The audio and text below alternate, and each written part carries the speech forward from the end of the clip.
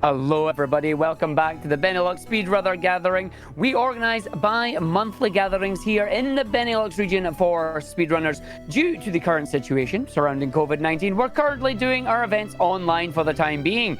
This event features streamers both from the Benelux region and the rest of the world, bringing you entertainment during the lockdown. And getting ready here, we have the amazing Valyssa getting ready to do Golden Sun on the GBA. Take it away. Alright, thank you, Arctic. Well, I'm gonna need to know which names have won the bid. So what are we gonna do? Isaac, Garrett, Ivan, and Mia. Because I know there was some last-minute changes. There were, and we have a few donations coming in here as well, which is good. Boy. We have a $20 donation from someone we all know, called Plexa, putting in 20 euros there. And we also have a €404 donation as well from Neffin that says, "Shop girl is love, shop girl is life, shop girl forever." And also Plexa just said, "Ha ha ha ha ha ha ha." So I think we know what Plexa was doing there. But quick refresh here on our totals. Naming our characters. Who are we starting with? We're starting with Isaac. Starting with Isaac. Isaac is C8. So C-I-A-T-E. Alright. And next up we have Garrett. Garrett is shop. With a capital S, if I'm not mistaken. With capital S, yes. And Ivan. Ivan is girl with a capital G. Heck yeah. And then we have Mia. And Mia is a pre. Capital A-P-P-R-E. And if you're all wondering what those names are going to be, you'll find out soon. But yeah, there you go. That is it. So we're going to close them off and get ready to go with the run. Yep, I'm ready to go. Plexa, you ready? I'm ready. Alright. I'll do a countdown and then we just start when I confirm the name. So, 3, 2, 1, go. So starting us off to the world of Wayard. That sounds familiar. Yeah, this is the part where usually we give the spiel about the plot of the game. So you should know that you're in very good hands here. Valyssa is one of the absolute best in the business when it comes to this game. One of the most technically impressive runners you'll find around. So this is going to be a real treat. Okay. I can't take it back now. It's out there in the world. Dang it. Alright then. But this is Wayard. Currently, we're doing a little bit of a prologue sequence set 3 years before the main game. So we've just spoken with Mother, who has woken us up because there's a storm raging. We don't know quite why there's a storm, or quite why there's a boulder looming on up ahead, but bad things are happening. And, well, we'll see what this kind of culminates into and where this goes in a little bit. But for the time being, we're going to do some quick, really important speedrun strats here. We're going to do some menuing. We're going to change the color of the text things. That's really important, as well as changing the text speed to fast. Unlike some games in the series, fast text speed is indeed fast. Shoutouts to Dark Dawn, where that is not the case. We pick up Garrett. We head on our way down, and we get introduced to the boulder that is very good at killing people, I think. Maybe. I don't know. We'll find out. The big meatball. Yeah. So this prologue sequence is a really important part to the speedrun, even though it doesn't look like it. This is the no save and quit category. What does that mean? It means that effectively there's no RNG manipulation. Sure, we can't save and quit. That makes some pretty risky stuff. We will save and quit in this run for safety reasons because this is a marathon. But the main purpose is we're supposed to avoid RNG manipulation. The start of the game here is scrambling our RNG, and that's why it's really important. So these first 4 encounters are scripted in the sense that they'll always occur exactly where they occur every time. But the outcome in the battle will not always be guaranteed. For instance, that first one was an attacks first, so we always flee, but the subsequent battles, the bat, these 2 mushrooms up here, and the vermin and the bat later on, are all going to be random. And depending on what happens in those fights, we get put on a particular seed, and all kinds of fun things can happen later on. Generally, we're looking to get out of here with less than three fully fails, and that's generally what we're going to try. At this point of the game, we could be killing stuff, but we don't really have any cool abilities. We can just bonk them with our weak swords, and it's pretty slow. So the fastest thing we can do is just run away. So run away from everything, and yeah, just pray to RNGesus that it all works out. Yeah, at the end of the sequence, we'll get a table of various outcomes. Like if you fail to flee on certain battles, then you'll know which actions to take a bit later on. I don't know though, so I'm gonna have to ask Plexa. But we'll do that when we get there. Yeah, it's a slight optimization. It really doesn't matter. Like I said, the RNG is being scrambled at the moment. We're just trying to like min-max little opportunities here, so it's not really that important. Generally speaking, the fastest outcome on the final fight is to flee as well, but we'll see what happens when we get there. This is the last encounter. That and the vermin. That's unfortunate. If we'd gotten away from that encounter. Flee here. It's worse. It's slightly different. That little guy, the vermin, he's got two abilities that he can use depending on where he ends up in the RNG, which is again really frustrating. And he can either attack or defend. He attacked, so I get the correct thing for you. You're supposed to run away. There you go, easy. Yay, nice. That's what I always like I do. said most of the time. I never learned that table or even put it in my notes because I have a lot of notes, but I never really bothered to put it in there. So I would always just guesstimate if I have to either attack or run to get them to finish me off the fastest. Yeah, so what Valyssa's talking about is, now that we've done the 4 tutorial battles, so to speak, we're going to run back now that we've got Jenna. I don't know why we needed her, but something about getting a synergy to save Felix, because he's currently in the water. But there is a battle with a mysterious man and a mysterious woman coming up. It's an unwinnable battle, but you can do certain actions depending on the values, the fights that we've had to this point.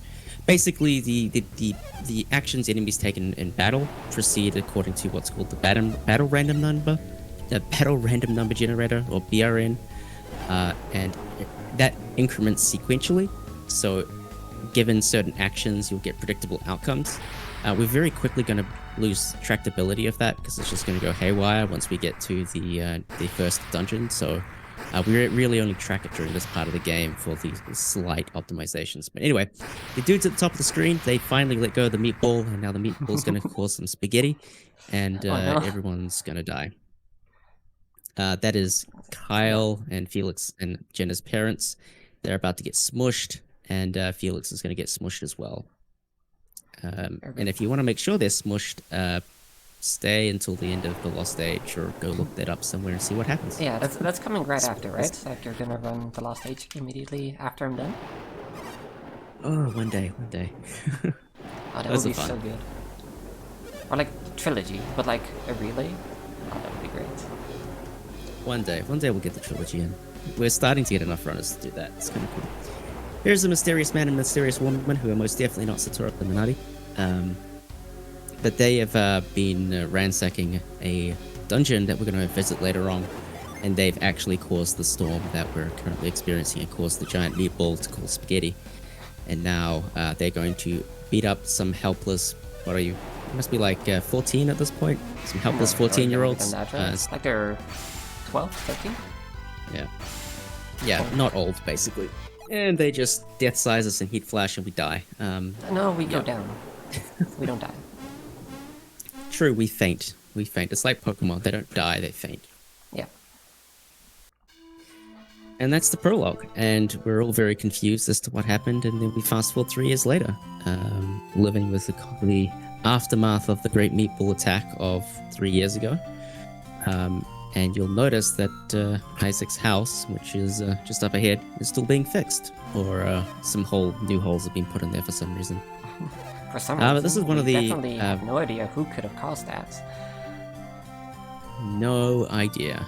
It's a complete mystery. We certainly don't have a very reckless childhood friend. Maybe not. But now we come to this tutorial part of this prologue-y part. We basically get introduced to the characters here. We get introduced to Isaac, Jenna, and Garrett. So the cool thing about the world of Wayard is that it's full of these things called adepts. If you've never seen this game before, this is, as you can see, a bit of a JRPG. The twist on the JRPG format, if you can call it really a twist, is that we have people who can cast magical abilities. They're called adepts, and they all happen to be aligned with a particular element. Isaac, who is the blonde-haired dude that's currently off screen, he's a Venus adept or an Earth adept. This is Garrett and Jenna. Garrett being the red-haired buffoon, Jenna being the awesome red-haired lady.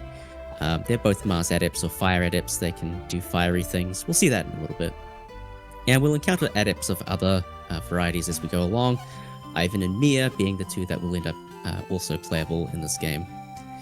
So this cutscene really is just introducing us to the whimsical nature of Vale and how the characters are so lackadaisical and carefree and kind of learning about Synergy just like they would. And Isaac's just gonna flex on everybody and use his powers to fix the roof because instead of just using his hands like a normal person, just use up your mental energy to move a piece of straw like 2 feet even. Why not? I mean, you can. Why not? You can. Like, the problem is, like, everybody here is familiar with adepts. Like, there's a lot of adepts in Vale. So it's not like they're really, flexing on anyone who's like, whoa, what is that? But I mean... Yeah, it's a bit... Nah, might as well. And yeah, so not much is going to happen for the next little while. Yeah, so this game starts off kind of slow, and towards the end it gets like really good. Like, battles get more complicated, and there's a lot less cutscenes as well. It's kind of all focused near the start, so bear with us. It's gonna get very good, very technical. Just all in all, very good time. It's one of the things about Golden Sun that's like utterly perplexing. Like, the start of this game is up there with some of the worst starts to any video game ever. Like, we laugh at Majora's Mask with their 15-minute intro. We're like, haha, we look at our 40-minute intro. It's like, this is truly a little bit torturous. And the fact that we do resets for the intro, trying to get good intros and stuff, is just, like, stupid. But beyond the intro, as bad as it is, the rest of the game is just utterly fantastic. And the fact that, the community's growing, getting a lot of new blood in the scene, people still doing runs, still enjoying runs, is really a testament to that. The fact that once we get out of this intro period, the rest of the game is just unbelievably solid and, yeah, just a really good time. It's one of those runs, as Valyssa was saying, that just escalates. So each new area we're going to go to, the stakes get raised higher and higher, the strategies get more and more complex, until we're basically just like hoping and wishing and praying that things go our way. Otherwise, it's a huge time loss or game over in some cases. Yeah, like normally when you're playing this casually, you would probably do a save before a boss fight. So if it goes badly, you'll just restart the console and then try again. But to make sure we can't manipulate RNG, we're not allowed to do that. Normally, at least, for the sake of the marathon, we will do that in a few spots. And that's because in certain places, a death will cost you like upward of 15 minutes. And we just can't have that in a marathon run, so let's hope I don't have to do any resets, but if we do, well, it's all about really just showing the game. Resets are really punishing in this game. Like, even if they were allowed, it'd be super punishing if you ever made a mistake. That's the whole reason that we have this 4-hour estimate. Valyssa's PB is a 3:39, so we're about 20 minutes below or above her PB. And every one of those minutes matters if things go wrong. They hopefully won't, but that's why the estimate is set where it is. Here we go. We're going to see the mystery man and mystery woman reappear. So the story here is that we're going off to an old man Kraden to learn about our magical powers and try to enhance them a little bit. And these jokers have returned because they are desperately trying to get into Soul Sanctum, which is the dungeon that we're about to enter. They've gone and talked to Kraden, who is a scholar from, I don't know where he's from. He was taken as an orphan. It's kind of a dark story. Barbie's a bad person. We'll talk about him later. They approached him and were like, hey... not very dark compared to the third game in the installment, which fittingly has dark in the title. True. But like, my god, that game is dark. Yeah, the third game gets super dark. Like, I'm not gonna go too much into it, but not really a lot of people die in the first two games. Yeah, third game is just like, no.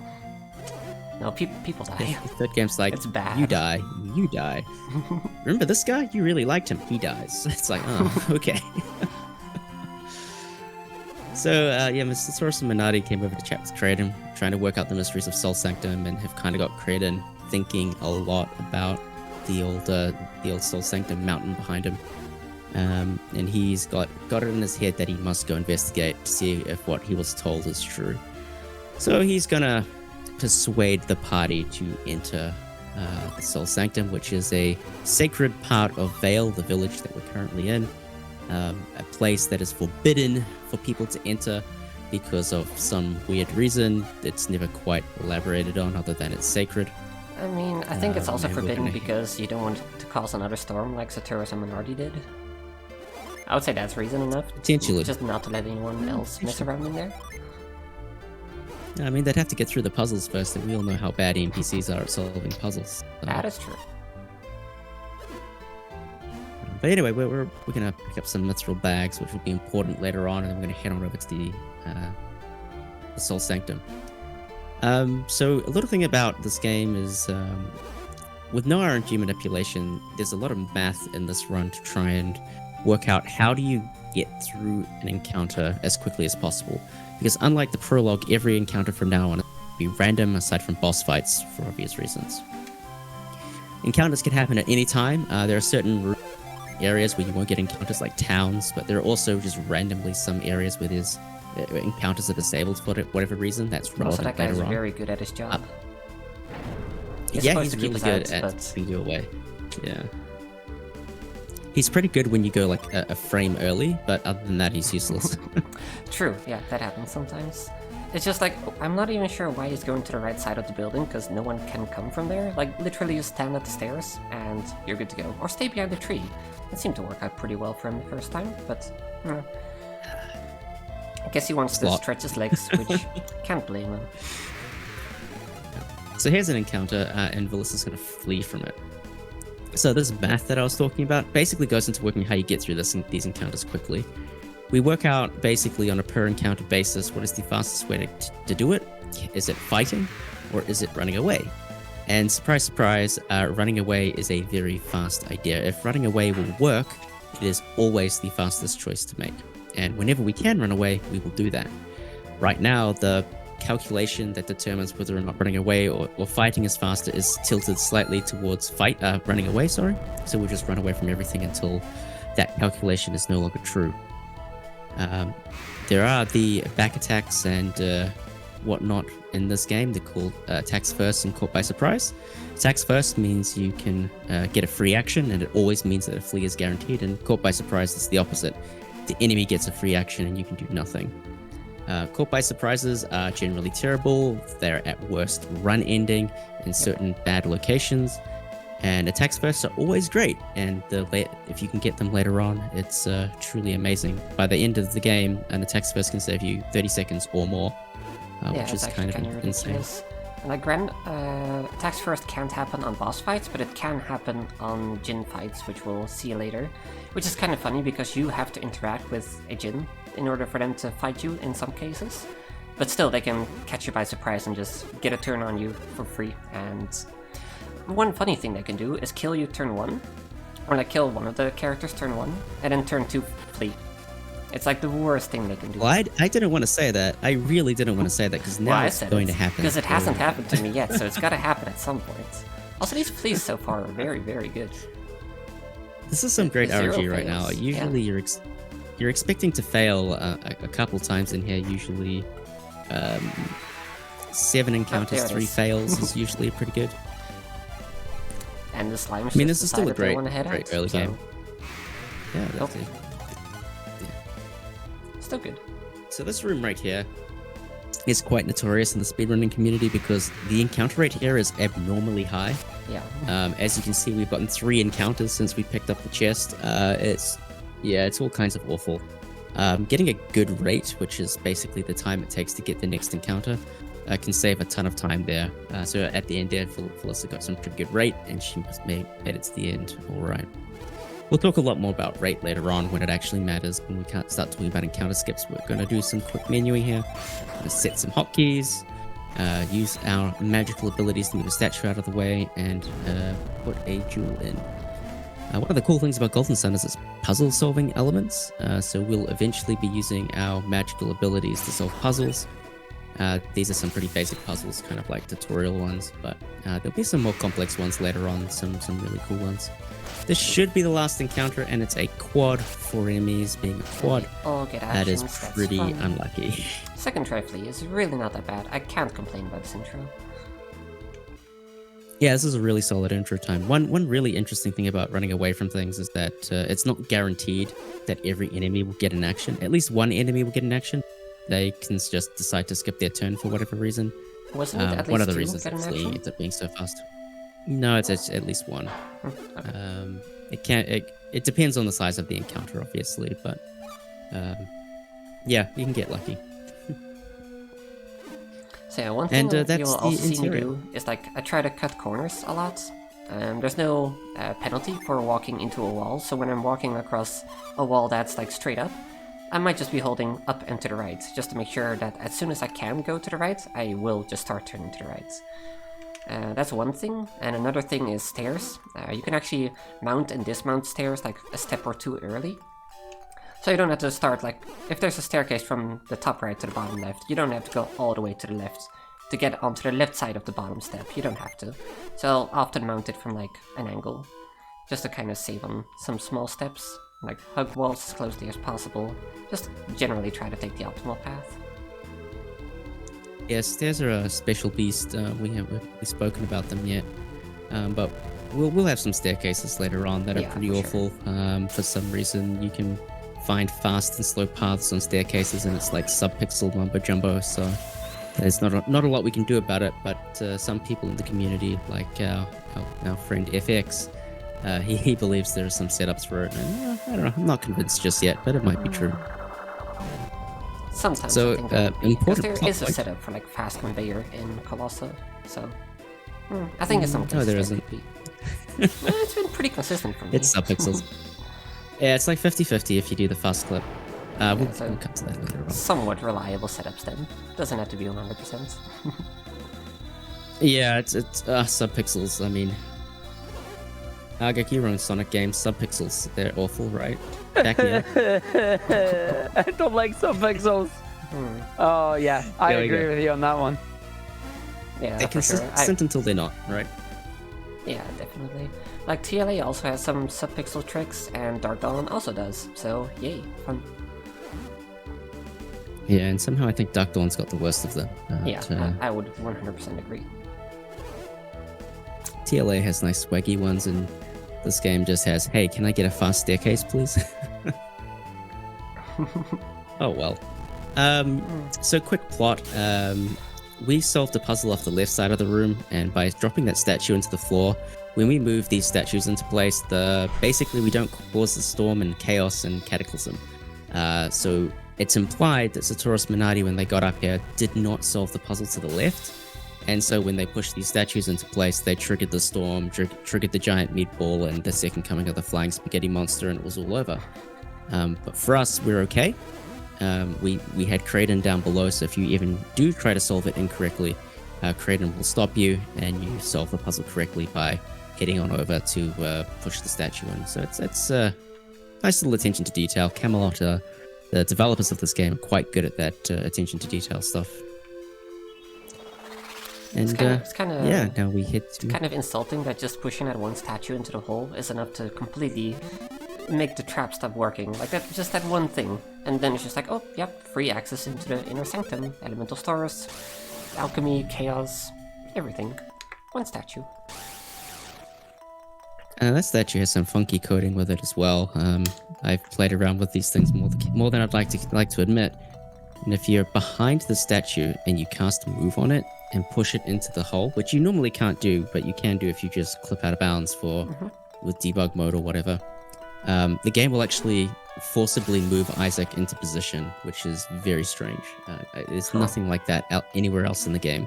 And that's obviously just some beta code just still lingering around that was just inaccessible through normal means. So hey, we have good Whoa, music. knowledge bombs. So this is like a very chill room. This is one of the best tracks in the whole game. The whole soundtrack of Golden Sun is incredible. Composed by Motoi Sakuraba. He does most of the Camelot stuff, the sports titles, the Golden Sun series, the Shining series. Also does Dark Souls and what's it? The Star Ocean, is it? I forget the other one. I have no idea, but either way, good stuff for sure.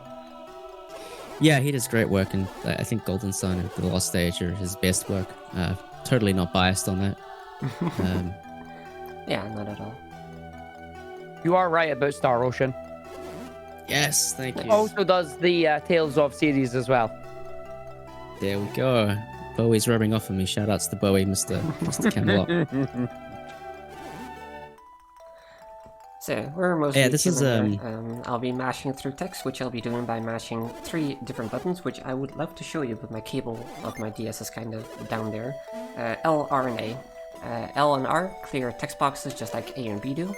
And we also spam A because we want to say yes to everything. Yes is a way faster animation than saying no. There's only... like, in terms of actual cutscenes, it's only like 1, or I guess 2 situations where you want to say no to things, otherwise you just always say yes. So much faster. Yeah. To contextualize this, there's a particular girl in ML which we need to talk to. And if you say yes to her, she has 2 text boxes. And if you say no to her, she has 1 text box. And for a while, people thought, actually, if I say no, I save a text box, that's got to be faster, right? Wrong. The no animation just takes years to play out. So unfortunately, you must say yes to her, because that is still faster than saying no, which is kind of interesting. The one instance where saying no is faster is an instance quite early on, actually. It's in Kalima Forest during the first Trek cutscene, and you basically say no, you don't have a plan, and then everyone's like, well, I guess we go home, and that's the end of the cutscene, which is quite nice. Yeah, pretty much. And also say no to tutorials. That's a pretty good call. Oh yeah, you've got to do that. So plot, Kraden gives us mithril bags because he has finally realized where we are. We're in the Elemental Stars room. The Elemental Stars are the distillation of synergy. Synergy is obviously the powers that we have. It used to be a lot more widespread throughout the world, but it was sealed away, and that has had consequences for the world, which we will investigate as we go through the game. But in the sealing of synergy, the pure essence of each element was distilled down into these stars and removed from these things called the lighthouses, which kind of power the world, power synergy throughout the world. These things almost act as like the fuel for each of the lighthouses. So we first picked up the Venus star, we're going to go pick up the Mercury star, and then the Jupiter star, and then things are going to happen. Kraden was going to run over and grab them himself, but he's got old legs, so he can't do jumping, but he clearly can, because like we see him do it in subsequent games, so toughen up, Kraden. And Jenna pulls out the let the boys do it card, so she gets left behind as well. Kind of unfortunate. We'll see her later on as well.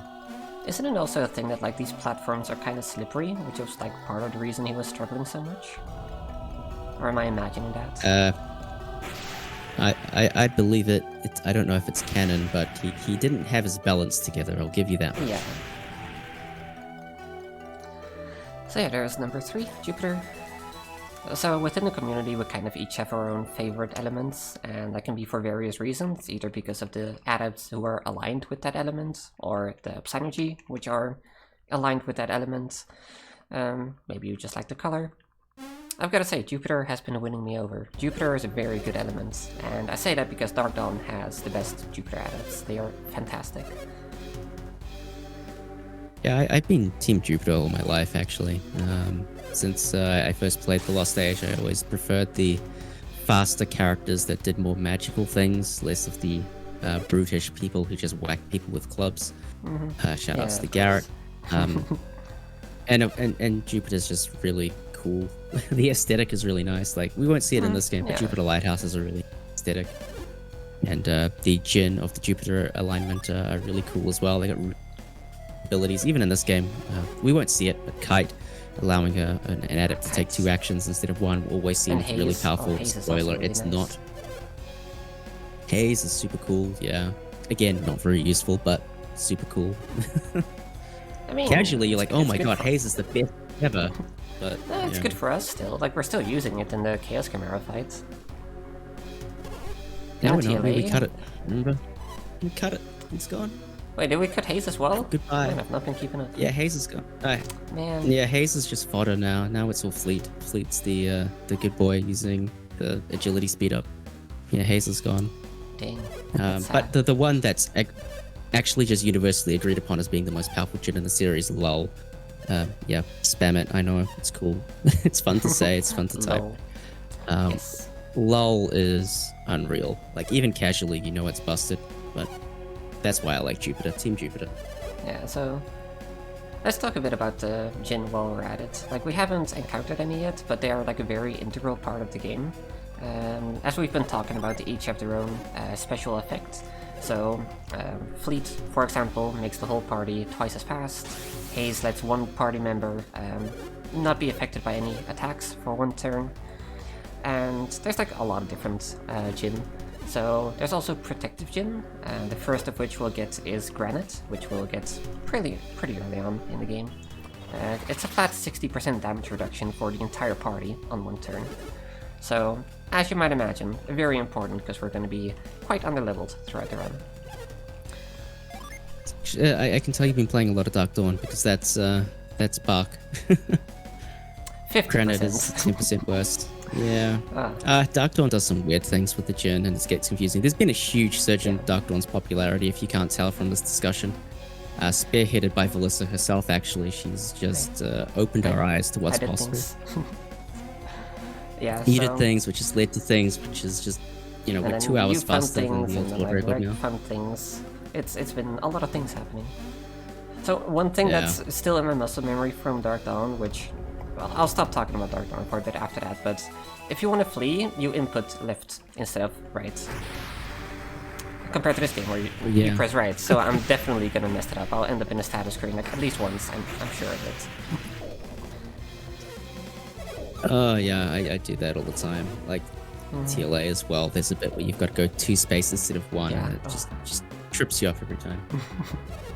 Oh well. But yeah, Jin are very important. That being said, we're not gonna get all of them because a lot of them take a long time to get. So we're gonna get enough Jin to first off have our protection, so we get Granite and we get Ground. But other than that, we just care to have at least 4 of every element, so we can use summons. So the way summons work, after you use a Genie, so you've used its special effect, it goes into standby mode. We'll get a tutorial about this after, but just as a quick primer. They go into standby mode, and when they're standby, you can summon them. So if you have one Genie on standby, you can summon Venus. It does 30 base damage, plus a small multiplier. Based on the enemy HP, that's kind of important.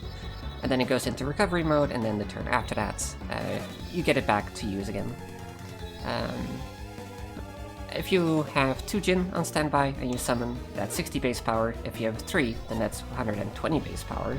And if you have 4, that's 240 base power. So naturally, we want to be using like the strongest summons, using up 4 Jin as much as possible.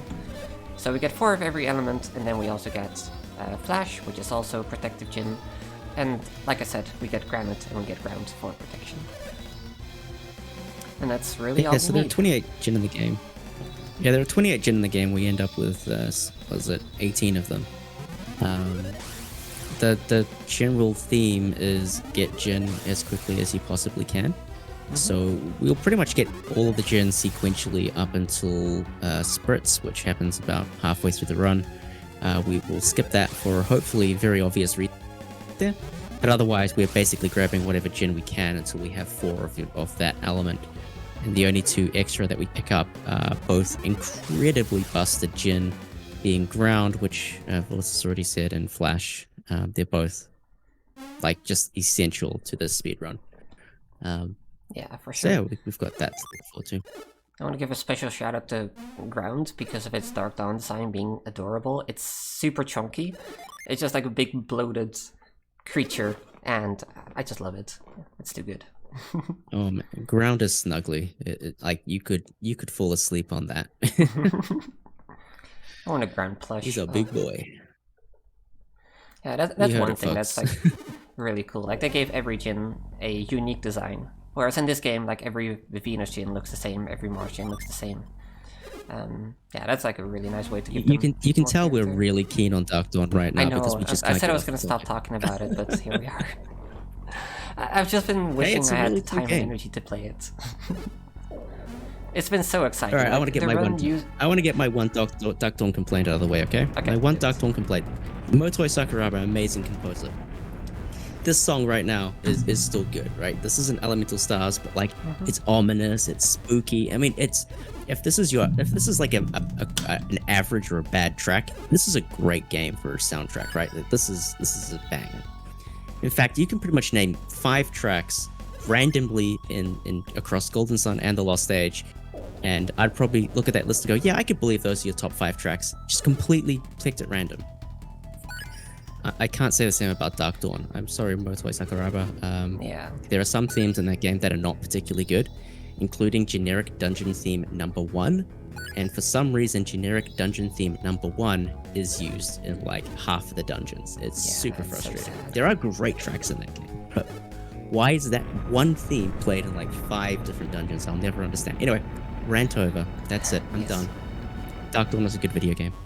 Yes, it's been a very exciting speed game as well. So before I started looking into glitches, it was a 7-hour speedrun. There was like one cutscene skip that we can do by grabbing a pull early, shout out to Le Grand Grants. But there was like no sequence breaks or anything.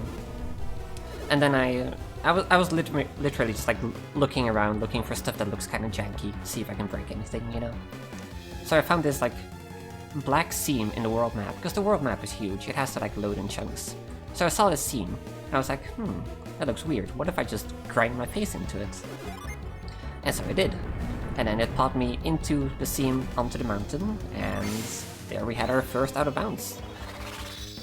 And from there we just started checking every seam, didn't find any others. Except for the one that kind of is also a seam clip. But yeah, that just sparked like everybody to start looking at things, and like eventually we managed to start falling off of bridges. Shoutouts to the Miracle Bridge, found by Plexa. And then it was just like, well, it took we 10 could years. go wherever we want, really. It took 10 years, but Valyssa's discovery of the seam was like the first find in 10 years in that game or something like that. So it like as insignificant as it was actually the most significant thing ever. So it made us all very because excited. it got us all like into a Discord call together. Like it was like 4 of us going until like 4 a.m. just trying to break stuff. It was so much fun. Trying and succeeding, so it was all worth it. Yes. All right, Yeah, plot that's update. You saw another meatball. The chicken meatball showed up and told us off for doing things. No, that was the wise one. The wise one is the I like to call him the custodian of Wayard, in that he's Wayard's protector and is trying to ensure that the land is going to be safe. And he's told us that if alchemy is restored to the world, alchemy being the thing that powers our synergy, that the world will be destroyed. And he's got a point. He really does. Alchemy basically unleashes chaos on the world and creates... It for some reason, it makes people more angry at each other, so they keep feuding over things. So you see the consequences of this in Dark Dawn, where people are feuding against each other. There's like war and strife and death. And that all happened in the past as well. And that was the thing, the catalyst that led to the sealing of synergy. Like, we have to stop these wars. We have to do something. And the solution was the radical suggestion that we get rid of synergy or seal it away, and that brought peace back to the land. And so the wise one doesn't want that to happen again. So he's told us you have to stop them.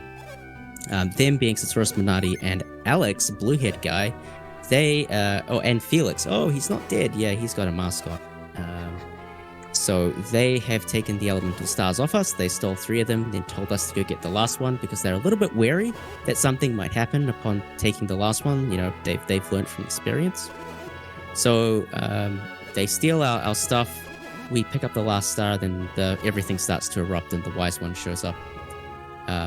Plot happens, they escape, they leave us behind with the Mars star, and they're going to go off on the quest to restore alchemy to the world by lighting the various elemental lighthouses, by casting the elemental stars into the lighthouses.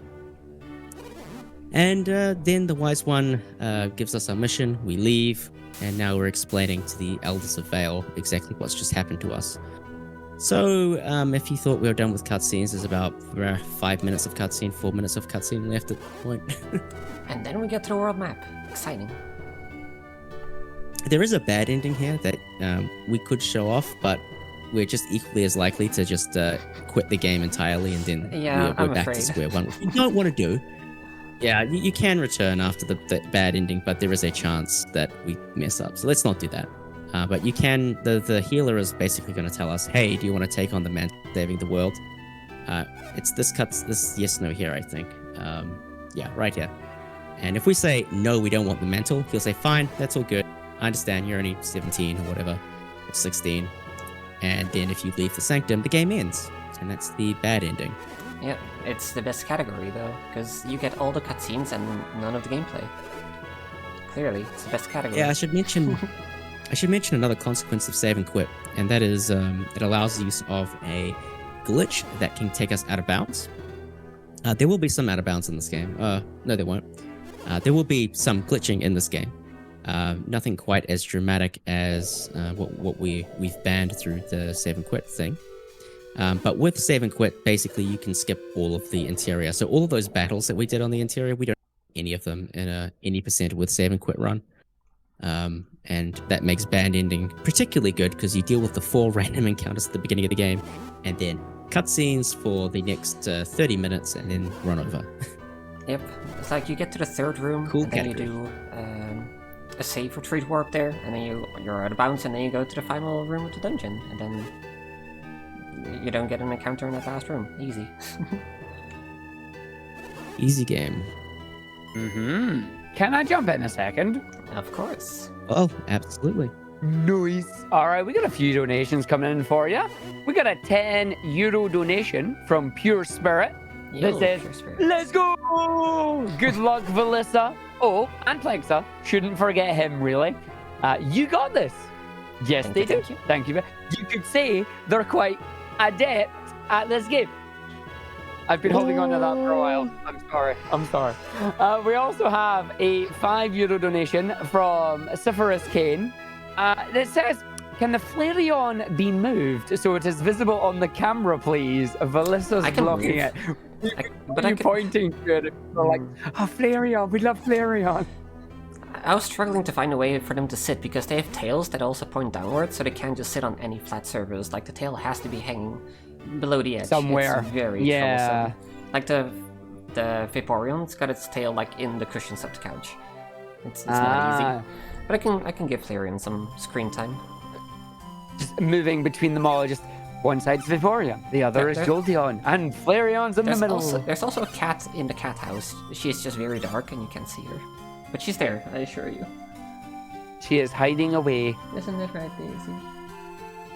Oh, she's asleep. Maybe she'll pop out at some point. But yes, thank you for those donations, folks. Please do keep them coming in. This is a very, very long run, and as you've heard from Valyssa and Plexa, plenty of cutscenes before the game ramps up. So if you want to get them read, now is a perfect chance for it. And maybe you could tell us what your favorite Jin is, or what your favorite adept is. What team are you on? You know, I mean, I could say I'm on Team Mars because I do like a good Mars Jin. You get it? Mars Jin. Martian. I was making a bad Martian joke, you know, Mars Jin, but there you go. Oh my gosh. Yeah, somebody stop me. I'm Team Mercury. I'm, you know, just how I am IRL. I have the healing powers as Mercury tends to be. I mean, I guess there was also like a warrior Oh, but type. cutscenes are ending. Oh my god, gameplay. Oh yeah, gameplay. Okay, let's go. Very intense gameplay. And there we go. Oh, congratulations, you did it. Well done. I did well it. done. I didn't get an encounter. I Back didn't into mess it up. We did it.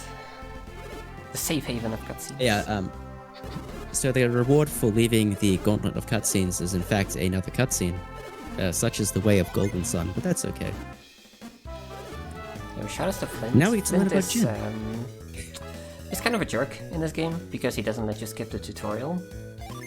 But in Dark Dawn he comes back and like he's learned a lot. He has like this whole presentation with these cute animations, cute drawings. It's fantastic. Shoutouts to Flint 30 years from now. Screw Flint currently. Self-improvement. It's important. Like he just doesn't let us skip his cutscene. That's the problem. Echo does. You can just say no to Echo, and then he's just like, okay, let's go. And in Dark Dawn, you don't want to skip the tutorial because it's too damn cute. It's so cute. Like actually.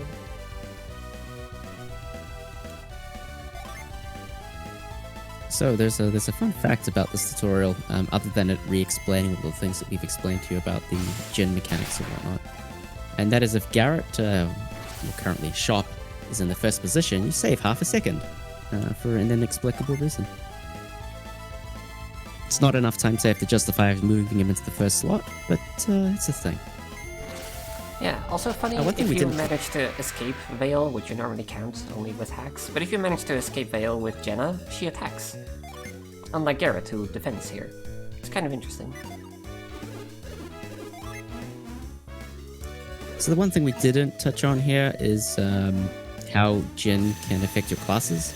So the main way you power up your characters in this game, like, yeah, sure, you get levels and experience like a traditional JRPG, but Jin actually have this cool thing where if they're set on you, as in they have a white name instead of a red name, nice encounter skip, by the way. Heck yeah. Then they offer your characters bonus stats, and if you have multiples of Jin on your characters, they can even improve their classes. And their classes basically improve multiplicatively, so right now Isaac may only have a 100% multiplier for HP, for instance, but if he goes up to the level 4 class, the Gallant class with 4 Venus Jin on him, he might have 170% HP on him. And because they're multiplicative or percentage-based improvements, the more Jin you have, the more stats you have. And it's actually unreal how much of the power of this game comes from classes. It's something you definitely find out if you play the Lost Age, where you don't summon nearly as much. But in this game, we forego all of those class bonuses in exchange for the very powerful summon mechanic. We've already talked about it a little bit, but when your Jin are prepared to summon, you don't get any of those class bonuses, you don't get any of those stat modifiers, so there's that whole risk-reward trade-off that you make. High damage, very fast, but incredibly risky because all of our characters are going to be frail throughout the entire game. Picking up a nut here, very important we get the nut. It's going to guarantee, well, going to make a future boss fight significantly safer. Yeah, it'll be important later on. There's one other item we've got to pick up. It's a mint. Generally, this game, we're not going to get very many extra items. The only items that we will get are basically in the early game. Later on, there are like 1 or 2 key items that we pick up for various strategic reasons. But right now, there's not really much incentive to get any item at all, except for the ones that we require to beat the first major roadblock of the run, and that is Satoros. Very, very famous battle atop of Mercury Lighthouse. Pretty much everything we do to that point. Great battle theme. Better without the bells. Shoutouts to Bowie again for having bad opinions. But yeah, all the prep we're going to do right now is for the Satoros fights explicitly. And every other benefit we get from powering up is just a side bonus to that, really. Oh, and this is Ivan, or girl in this run. Ivan is a Jupiter adept. He is very fast. He also has no respect for personal space. Yeah, Ivan has this really nasty ability where he spontaneously reads people's minds. Not very good at talking to people as a result. Fortunately, we can see him read our mind. We can't, so we can be like, yo, dude, why are you in my headspace? Can you get out, please? And he respects that a little bit. A little bit. Like, I say a little bit because he's still got to do it. Yeah. So Ivan's lost his rod. We want to get him his rod back. His rod is very, very important to him. And we suspect that these 2 hooligans here have stolen his rod. So we're going to go try and chase them down. This is main RNG. RNG is, are the bandits going to cooperate? We're going to have to do a little catch minigame, and sometimes Ivan just does strange things in this sequence, so hopefully it will happen. Oh no, okay. And it happened. Usually doesn't happen. Oh, please go. Yes, thank you. Yeah, So there we go. Ivan likes to just walk in a can circle instead of using any kind of strategy. He just goes in a circle. Yeah, Ivan's got a fixed path until you accidentally donk him, and then he just reverses direction for no reason. And you're like, Ivan, no, turn around. That's okay. I would say that was a good recovery, at least. Like, Yeah, it really very, doesn't very happen strong very recovery. often. Like 80% of the time, you just catch him if you walk straight up and then to the left. But it happens. Yeah, some people in the community have worked on better strategies for that. They're slightly slower, but more safe, like 100% safe. Shoutouts to Bluezer, who's really got that down. But yeah, the strategy that we do there it works 95% of the time, so it's really unlucky for the bandits to not cooperate there. Now we know Ivan's done his mind reading thingy, and he's worked out that the rod is somewhere in the inn. In fact, it's in that chest in the top right.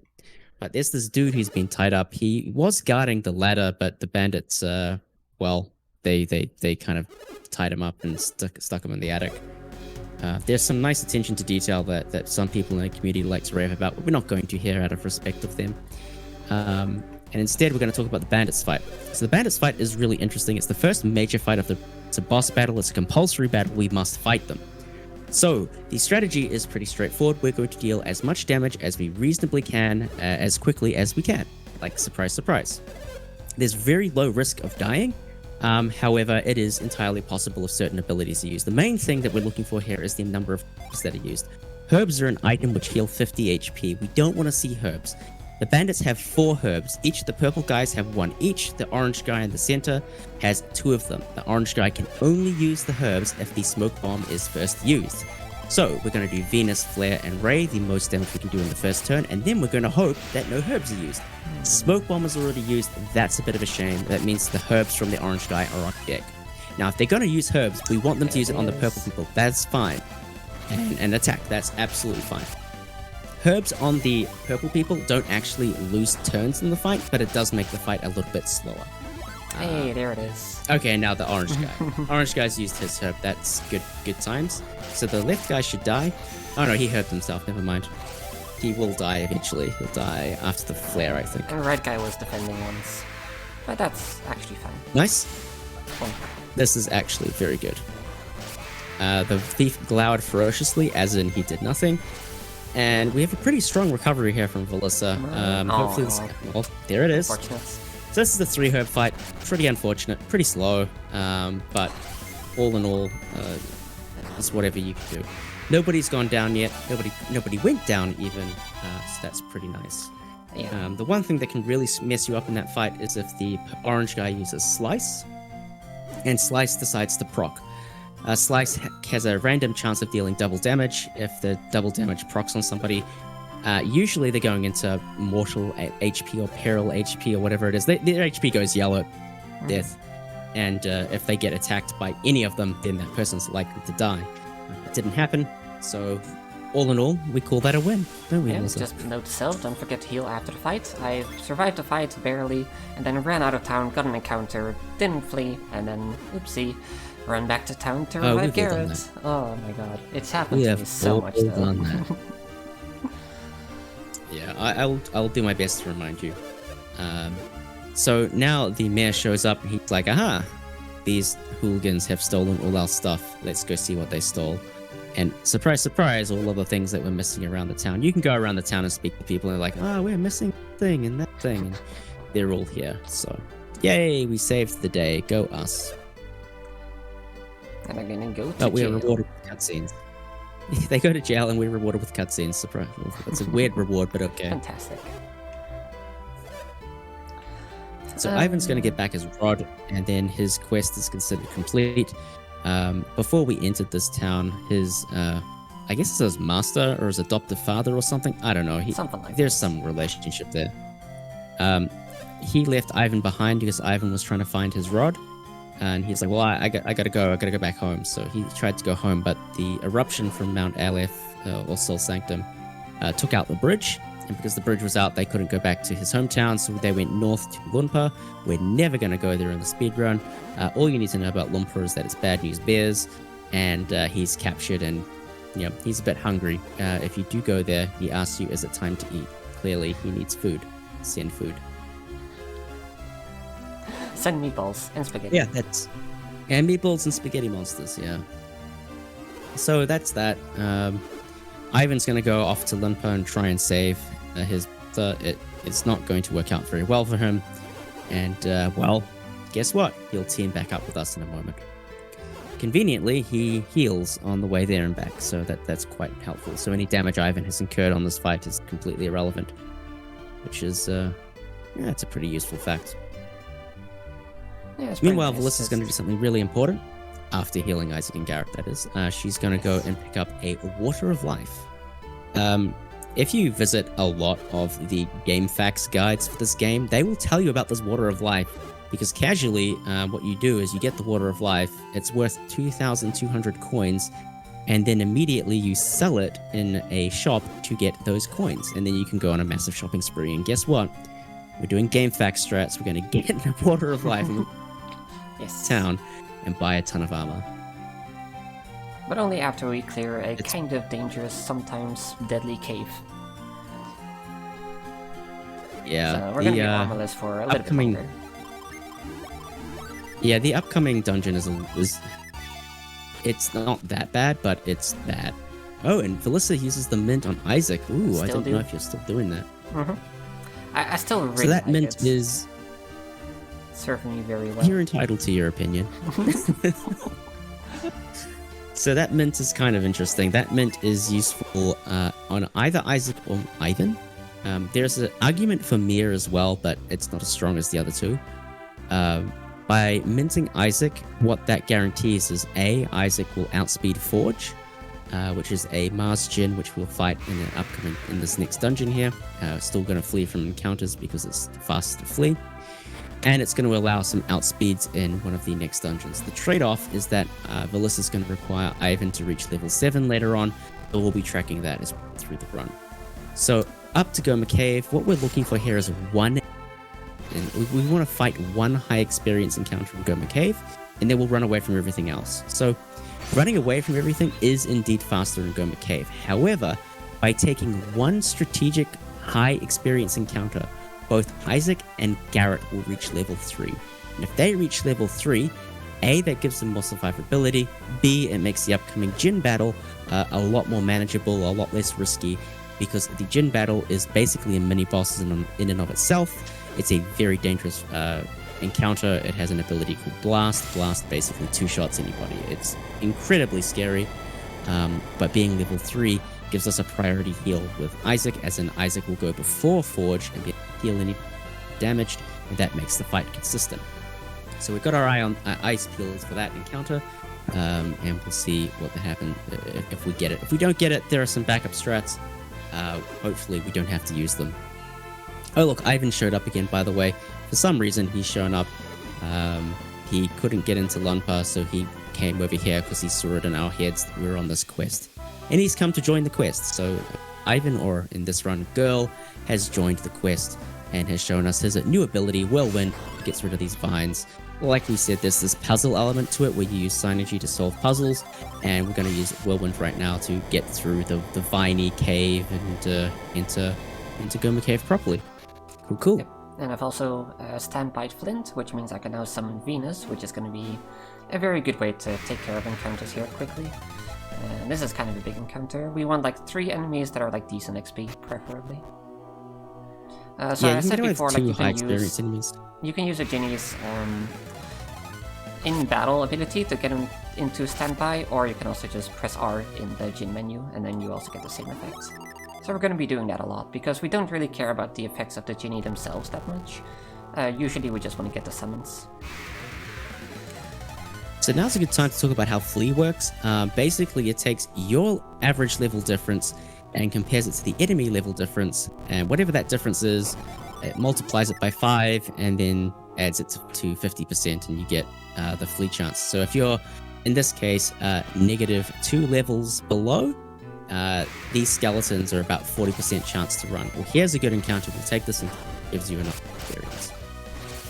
Every time you fail Flee, it adds a flat 20% to the Flee calculation. So if it was 40%, it would go to 60. If you fail again, it'd go to 80. If you fail again, it'd go to 100. So that's how it works. It works like that through the entire game. At some point later on in the run, we'll be so low level that we will be, in fact, a negative chance to flee, and a turn 1 flee will be impossible. Was that a triple fail? That was indeed a triple fail.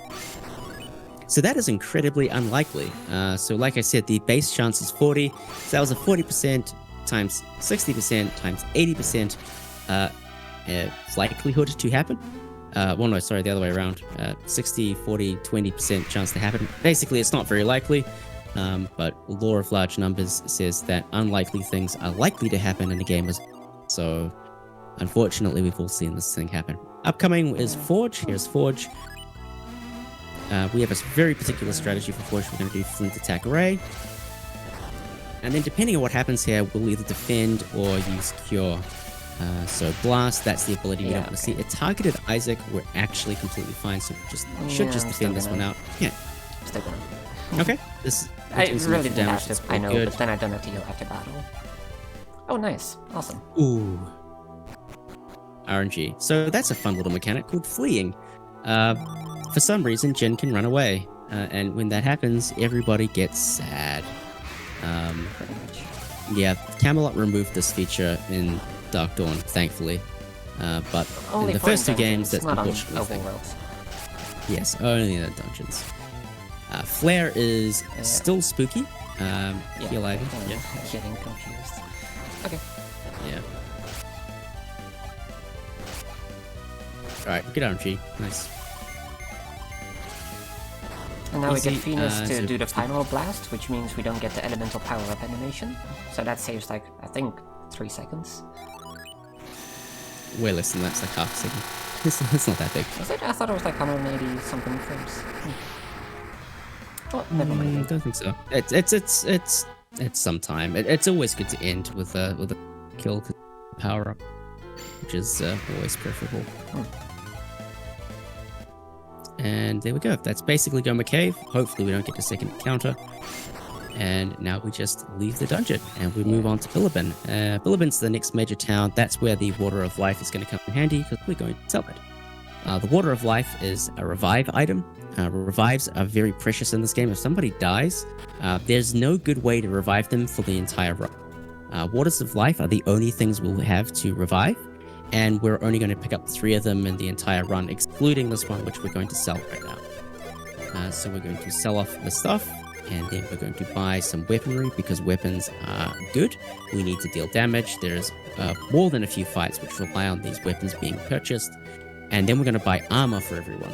Now, this armor basically adds survivability for the Sisteros boss battle, but it has the side effect of basically being really helpful in the overworld here. Overworld being this Kulima Golubin region. There's a lot of annoying encounters, and Isaac and Garrett are basically going to take no damage from anything for the next little while. So we give them leather armor, some leather gloves, and some open helms, and then we are good to go. One last thing we got to do before we leave Bilibin, there's actually a djinn hidden around here. You can kind of move that statue and then see the djinn, but you can't get to it. You got to realize you got to run around town and whirlwind up here, and then you can go get another djinn. You got to get a djinn called Gust. Gust is a Jupiter djinn, our first Jupiter djinn. Kind of fitting that we have one of each element for our adepts at the moment, and our next task after this will be to pick up a second Venus one, which is a very important djinn, as we will discuss at great length, I'm sure. Yeah. Now's also a good time to talk about encounter skips. So, we spoke about this thing called rate earlier. So, rate determines how soon it is you're going to get a next encounter. Every time you do an area transition, not a room transition, but an area transition, the number of steps to the next encounter goes back to 0. So, if you get a good rate, as in you have a long time before the next encounter, what will happen here is that Valyssa will be able to get to the next area transition without an encounter. The steps will get reset back to 0, and we call that an encounter skip. So, unfortunately, we didn't get that here. It's not a big deal. It happens. This one's, what, 50-50, I think? That's alright. Something like that. And we're going to keep running from everything, because running is still faster. It won't be for a little bit. Oh, you got the swag move. It's so easy, dude. I always go for it. Yeah, I know, but it... yeah, but don't say that. Oh, It's supposed to be hard. it's very difficult. It's like pixel perfect and frame perfect. Sub-pixel perfect. And even. there you go. That's an encounter skip. There we go. That's an encounter skip. So that one's only 30% to get. So Valyssa got good enough rate to make it from the Billabong Barricade to Kalima Forest without an encounter. And as a result, that encounter has been skipped. Steps have been reset back to 0, and we get to have another go at it after this. And that one, the next one that we're going to go for is 70%, pretty likely to get. This split has 5 of these things in total, 4 if you count the Kalima basement. So it's not too impactful at this point of the game, but we like to track it because we've got nothing better to do. Later on, encounter skips are going to play a huge role, and we'll talk about that after Colosso. So that's like, 2 hours? Hour 40 from now, give or take? Something like that. And this is... for now, we're just being this is the protected by these cutscene. magical shields, which never come up again. Plot.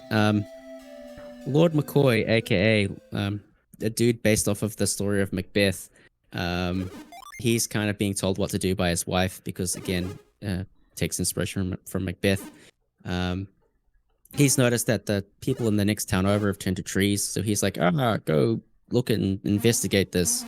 That's why Billabong Barricade is all boarded up, because people have been turned to trees and he's scared, and there's a tree dude in Billabong even, and there's a whole mystery around it. We're never going to engage with any of that. Point being, Tret here got hit by a Synergy Stone. You're going to see him in a moment. He's going to go get all grumpy at us. And it turned him evil. So when the people of Kalima, who were also slightly out of their mind, started to come in and cut down trees to build loggy things, because that's what you do when you cut down trees, he got grumpy and turned them all to trees. With this magical sparkly line. Yeah. But because we're adepts, we can conjure these plot convenient shields to protect us and never use them again when it would be convenient to use them. So, I don't know, we have got some pretty strong plot armor in these games. It's pretty great. This is not Tret, that's Laurel. She's good. That's Tret, he's the grumpy guy. Yeah. Like, supposedly, whatever creates the shields around us is also what causes critical hits in this game. So it's kind of neat that those are, like, lore explained in this series.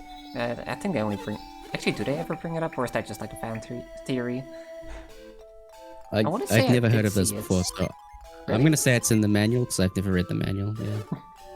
I do have the manual. Like I said, I've never read the manual. Anyway, now we're going to head to Kalima, and we're going to go get Granite, the defensive Jinny of the Venus alignment. Very, very, very useful Jin. Gives us access to Ramses, the tier 2 Venus summon, and a 50% protective Jin. But we're going to run through the bit called Kalima's basement. This little room here. It's awful. You can get anywhere from 3 to 8 encounters if you're me. This is good rate. You're not going to get 8 encounters, so that's a plus. You could get 5 still. This is a pretty cool dungeon. Basically, we're just going to go through here and hope that we don't get destroyed.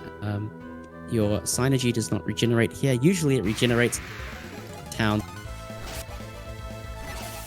So you can see that Isaac's PP is still 8. And so, yeah, we're just going to keep running. And unless Ivan gets into critical, if Ivan gets into critical HP, we'll heal him.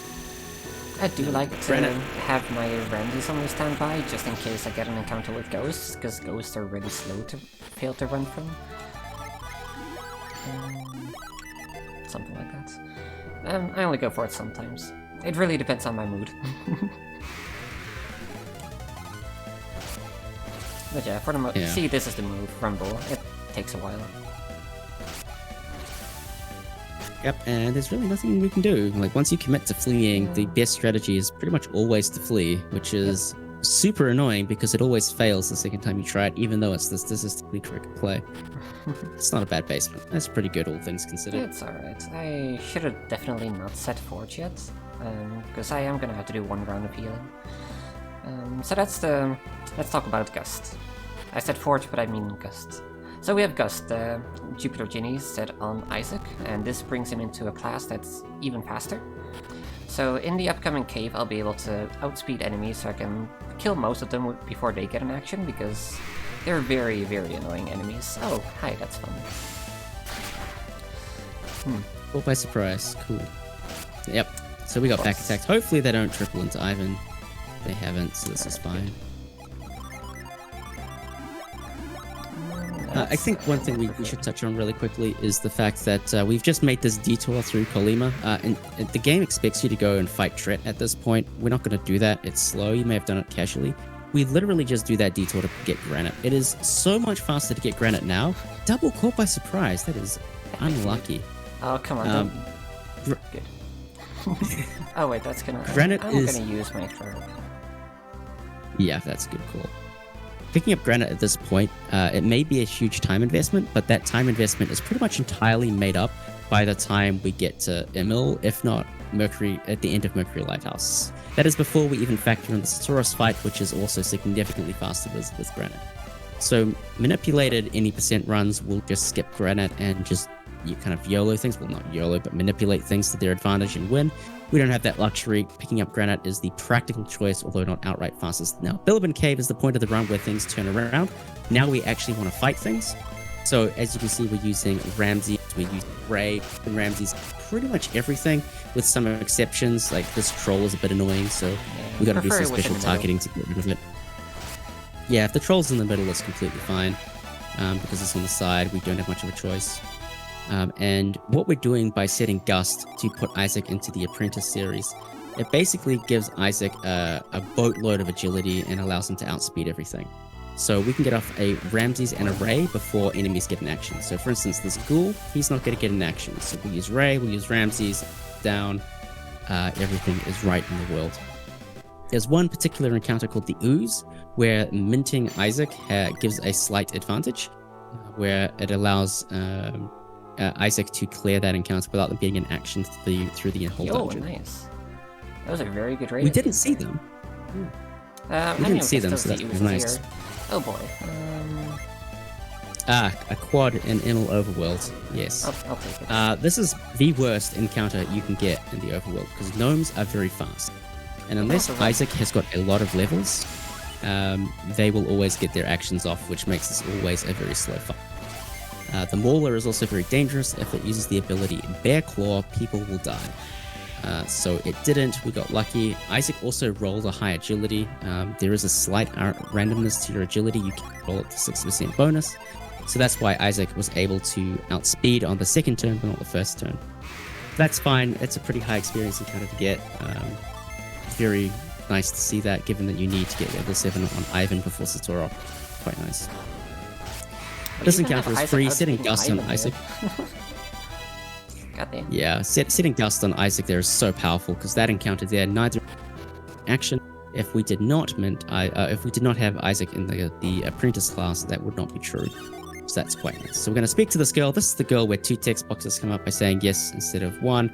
And it's just faster to say yes. This is the lost cap thing. So by cancelling move, you knock off the snowman's hat. And then their hat falls onto the ice, and we can clip off the hat. That's not actually what happens. That's what we like to think. Basically, some ancient coding basically means that that works. Yeah, for some reason. It's quite nice. Shout outs to the Japanese community for that one. I saw it in one of their runs a million years ago, and that's neat. This is also another Mars gen. We now have 2 Mars gen, 2 Venus gen, and 1 Jupiter gen. The second Mars gen gives us access to Kieran, which is a very powerful Mars summon. We're going to make extensive use of that in the upcoming dungeon. The upcoming dungeon is full of water-aligned enemies, which makes Kieran particularly effective. For some reason, this game does the old fire is weak to water, water is weak to fire thing. But yeah, that makes sense. Yeah, anyway, we've made it Emil. Rock, paper, scissors, but like with only 2 entries, so they're strong to each other and to each other. Pretty much. This is Mia, or Aprish. She is our 4th adept for our party. She is a Mercury adept. That gives us 1 of each element. She is pretty cool. She summons Primula from the Shining Force series at random occasions. And she is going to be the strongest party member in our party for some time, because she's level 10. Everybody else at the moment is like, what, level 5, level 6 at best. So she is quite strong. Unfortunately, she's not very fast, so we're going to have to do some class manipulation on her as well. We're going to have to give her Gust, the Jupiter gen, to put her into the Jupiter series for her. I think it's the Hermit series. That's going to make her very speedy, and she's going to be able to do priority things and do cool stuff. But before that, she's a Mercury adept, so we have to impress her by... For some reason, every Mercury adept in the series is impressed with move, for whatever reason. Then she realizes that we're gifted, and we're like, you're gifted, we're gifted, yo, what's up, let's chat. But before we can chat, she's going to cast Ply to get through this this door here. Because only her and Alex can, Alex being the blue-haired dude from earlier, they're gonna, it's the only way in basically. She lets us in, then she's gonna get stuck again, again another move puzzles, and then she'll join us on our quest. She'll stay with us for the rest of the game. But first, we have to take down the lizard fighter. We've got some random compulsory battle here, I guess for plot reasons to hold Mia back. It goes down fairly easily. We're just gonna use probably Ramses and Kieran, although there are a bunch of other random strats you can do, like Gust, Fever, Ray, and stuff like that. There's really a myriad of strategies you can use to kill this guy. Yep, there's really no reason not to do this. And, oh, we got nice damage. Well done, well done. Nice, didn't even notice. I haven't seen anybody get double nice yet, but it'll happen one day. One day. And now we run up here, and Mia is stuck once again. That's gonna be and we use move one more time. What's up? Isaac's only at 2 PP, and that's with Gust, so it's gonna be troublesome when You're I absolutely retreat. fine. I forget You're the backup absolutely strats. Yeah, you're gonna be fine. Don't worry about it. Alright. The backup strat is just put Gus back on Isaac.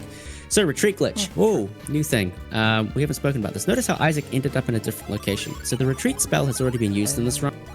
The retreat spell basically sends us back to the beginning of the dungeon. By binding it to a hotkey and having it fail, the underlying area changes. And it changes without us actually being sent there. We're actually sent back to the first room of the dungeon. Well, the area is set back to the first room of the dungeon. And so when we interact with the door, let's say it was door 4, instead of being at door 4 in the area we're currently in, it's door 4 of the first area of the dungeon. And so when you interact with it, you basically get sent to a random location. Not a random location, it's predictable, but it warps us basically to convenient places. In this case, we are warped right near the end of the dungeon where another djinn awaits us at Elite. So this is a very convenient warp, and there's another very coming up as well. Yo, that raids. Uh-oh. This is not good for you. Oh, it's very good for me, actually. This is not good for you at all. Isn't it? You are going to have level 6 Ivan. Yeah, That's basically, okay. yeah. That's okay. It's the risk you play like with well, oh. But like level 6 is fine. Yep, Jin It's can 5 run. that's too low, right? 6 is not guaranteed without mint. That'll be fine. So we'll talk about that. We'll talk about that. So yeah, Jin can run. The Jin ran. It's annoying. Anyway, this strat is really particular. We're going to spread the fight out across 2 turns so that Ivan doesn't do anything. The reason Ivan's not doing anything is that this Jin is incredibly dangerous. If it looks at you the wrong way, it will kill people, in particular Ivan, who is basically wet paper, maybe wet tissue paper. He's not very strong at all. But by splitting the fight over 2 turns, we protect Ivan. He will never die with this strategy, and yeah, it's all good. Mia, being massively overleveled and in a very class, can outspeed the Jin and get off 2 sets of damage before it can do anything. So now we're going to go fight Satoros. You'll notice we haven't done any of the dungeon at all. We're going to do another retreat glitch. So we're going to go up to the top here. We're going to use retreat as it's bound to a hotkey. It's going to change our underlying area. We're going to walk right here at the top of the lighthouse. Now this isn't just any top of the lighthouse. This is the top of the lighthouse after Satoros has been defeated. And that's going to have some interesting consequences on the upcoming cutscene. Valyssa's doing a very particular setup with her items and Jin. This is kind of the only way to do this fight. Even in the manipulated runs, we were running variants of this kind of setup where you have saved, huh? Ivan on. You should have saved, yeah. That's okay. It's not there are too bad. backups. Just remind me before Ivan- Venus Lighthouse, okay? Because that one would be disastrous. Yeah, I've got you. And Kraken. Yeah, Kraken, definitely. Oh, gosh. So let's talk about the setup. So Ivan's in a class with 2 Mars Jin. Now the thing about Jupiter Adepts Mars class, they become very tanky. So Ivan is actually the tankiest member. Pretty much tank anything because of the clever way we've done our Jin setup. Mia has Gust set on her, and this makes her very speedy. So she's got priority heal, priority damage. She's going to be our main damage dealer for the fight. Garrett and Isaac are running utility to some extent. Ivan is running heal. He is a fast heal dude that can tank things, so he's kind of playing like a fast paladin role. Isaac and Garrett are going to be kind of getting Jin prepared and using either Granite, Ramses, or things like that to kind of keep the fight moving along. But they're really here to keep Mia being able to cast Nereid, which is the tier 2 Mercury summon. That's going to deal the most damage out of anything in this fight. So they're there to keep that cycling as quickly as possible, and otherwise keeping people alive. Satoros is what we call a pattern-based boss. He's got 8 actions. He cycles between those actions cycle. The fact that he's a pattern-based boss and his actions are predictable is essential to winning this fight. He has one move called Eruption, which can just instantly kill people if it is used. We're going to open this fight with Granite, and that's going to prevent us from just instantly being killed by Eruption. So I'm going to let Valyssa concentrate as she gets her first turn out, because it's a very important turn to get right. Got a double input. That's nice. So good. Alright, first turn done. So what we're looking for here is, what is Satoros going to do? We know after 2 actions where Satoros is in his pattern. If it's going to be Eruption, we know exactly where he is. So anything else, it's going to take 2 action. So let's see. Attack. Okay, attack is the worst thing it can... Attack means that Eruption could be next. It could also be Heat Flash. It could also be Fireball. So we're going to do a full round of defend. We get Fireball. I particularly dislike the Seed, but that's okay. It's obviously still winnable from here. So next is going to be Heat Flash. So Valyssa is going to do some healing and prepare. Should be okay. Oh, on the head. There we go. Ivan being a tank, as expected with the thing. So this is where the nut can be very handy. Oh, you've the fizz onto Ivan. That is amazing skills. Well done. Good play. Next thing Satoros do is going to be attack immediately for Eruption. So we're going to hold the Granite on Garrett for the next turn. We're going to use Flint on this turn so that we can prep for Ramses on the next turn. Super convenient. So Ivan just missed the speed tie, and hopefully that doesn't happen too often. Yeah, hopefully that doesn't happen too often. This should be okay. Alright, this is the scary turn. Hopefully Ivan outspeeds. Let's go, Ivan. Let's go, Ivan. Oh no. Uh-oh. Dang. Oh! Well, that's the risk you kind of take when you mince Isaac and you don't have to level him up all the way, but we can still try and BS our way through this. Yeah, I mean, you've got outplay potential, but we're gonna have to do some funky backup strats if this doesn't work. But that's okay. We're about halfway through the fight. Both of our Jin users are still alive, so there is an outside chance. This fight can be done mealess, with less Jin even, so it's not all over just yet. We'll see. Okay, Ivan being a tank. Very nice, very nice.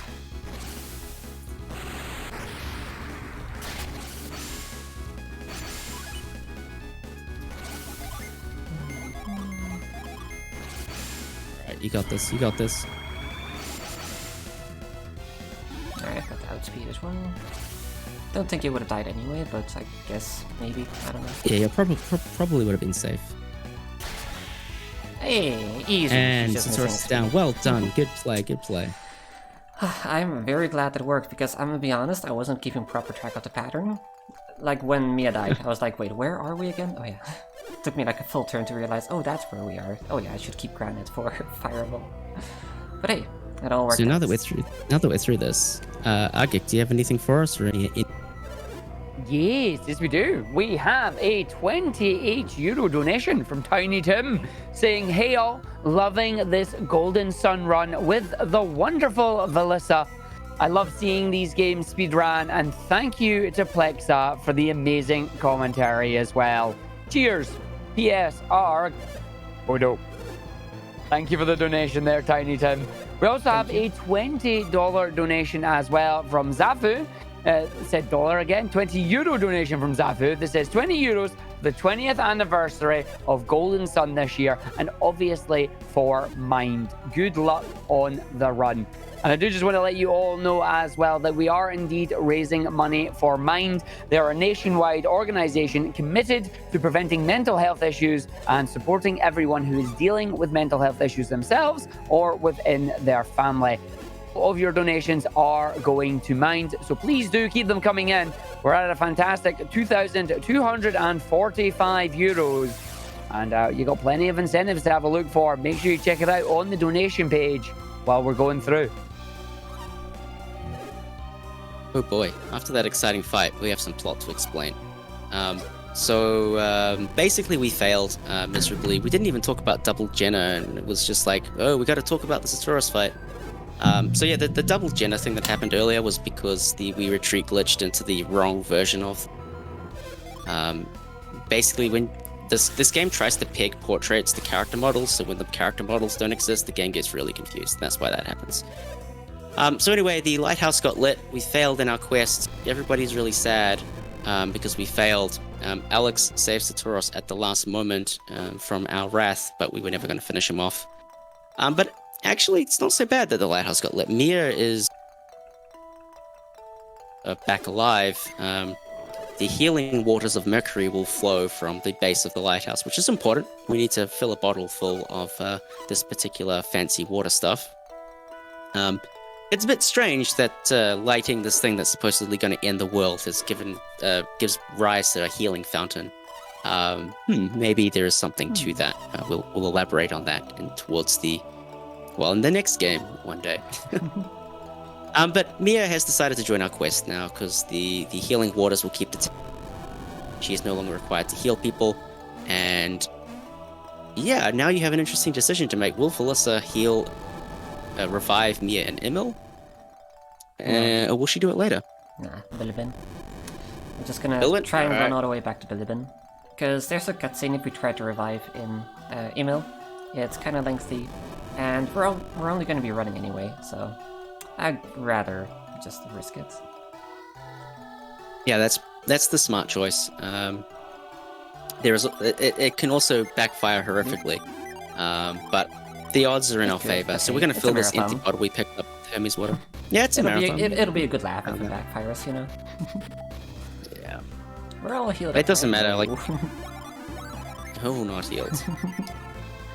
So yeah, as Valyssa said, if you go back to the Sanctum, you get an annoying cutscene with Justin and... Oh, what's her name? Justin's the girl. Justin's the guy, sorry. Yeah, the boy's Justin. And they're like, oh yeah, are you going to leave us? And she's like, yep. This is not going so well. That's okay.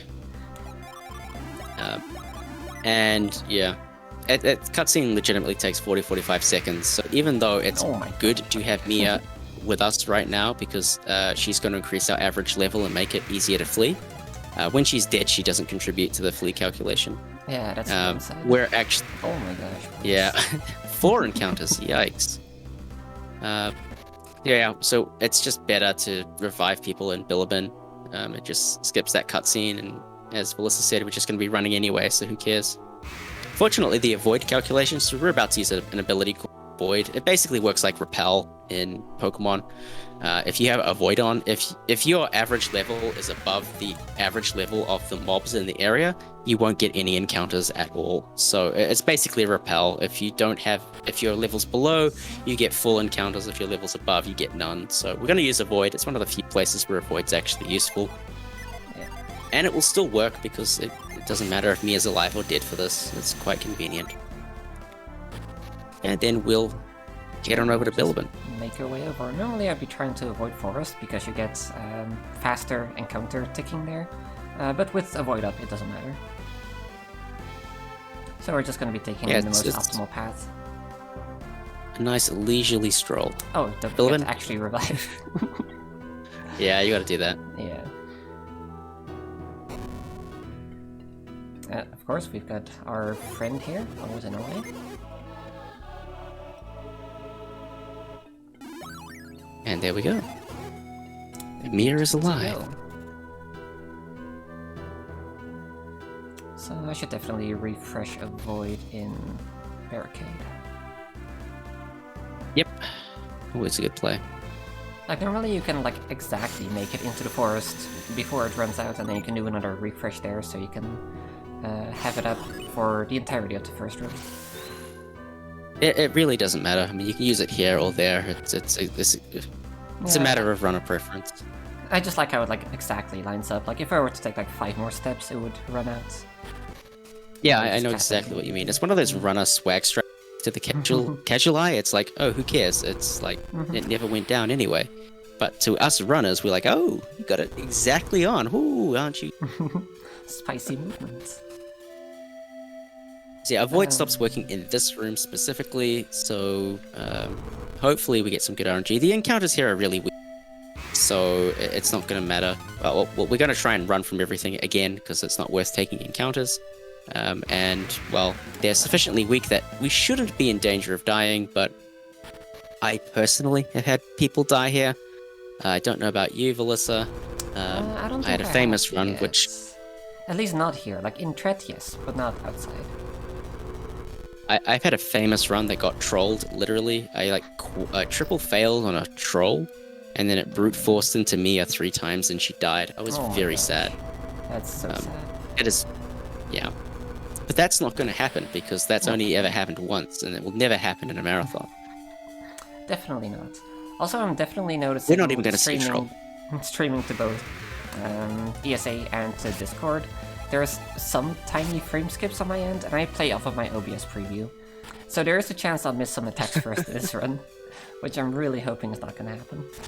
There's like a very short time window where you see Shiate's parties attacks first.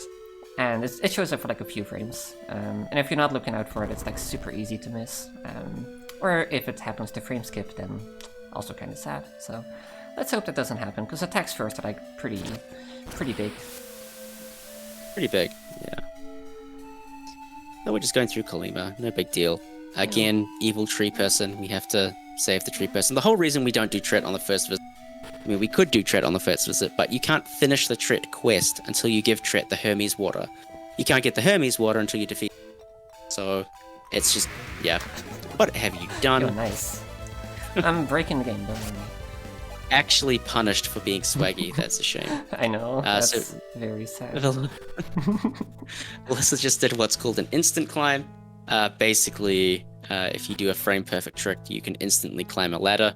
It's frame perfect, this game runs at 60 FPS. It's really hard to do. Valyssa basically discovered it, so I get it. I understand why you're trying to show it off. Yeah, like you can do it on like every ladder here, but so for some reason I struggle with the down to ups a lot more than the ups to downs. So I really I'm with you. I can't do down ups. I can do up downs. You can either climb up or fall off a ladder instant. There is a compulsory usage of this trick in Colosso, and if you don't do it, your run is invalid. No, it's actually fine. We just meme on people who do that.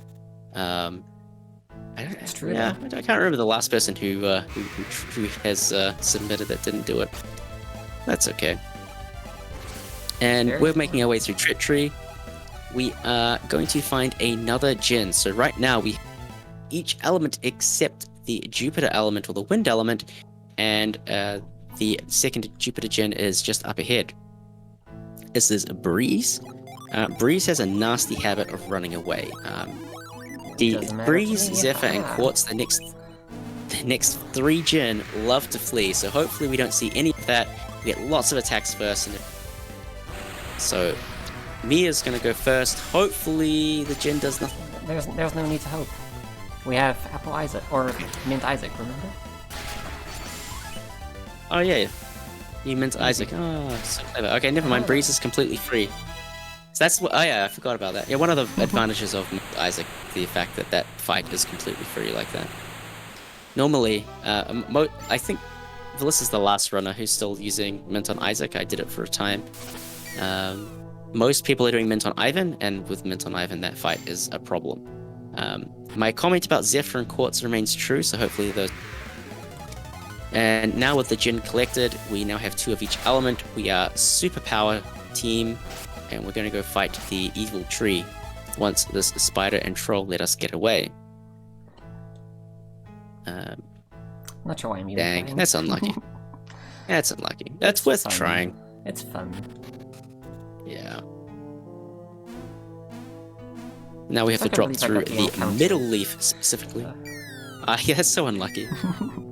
I didn't even know that was possible. Yeah, I guess I didn't consciously know. I'm not surprised, but yeah, I didn't, like, know. So this is Triticus E Tree, otherwise known as the Sandman, because he likes to put you to sleep. Yep. There are other affectionate names we have for this character that are for streams like this, but just know he is a beloved figure in our community, this Triticus E Tree. Yeah. And by that I mean we all hate him.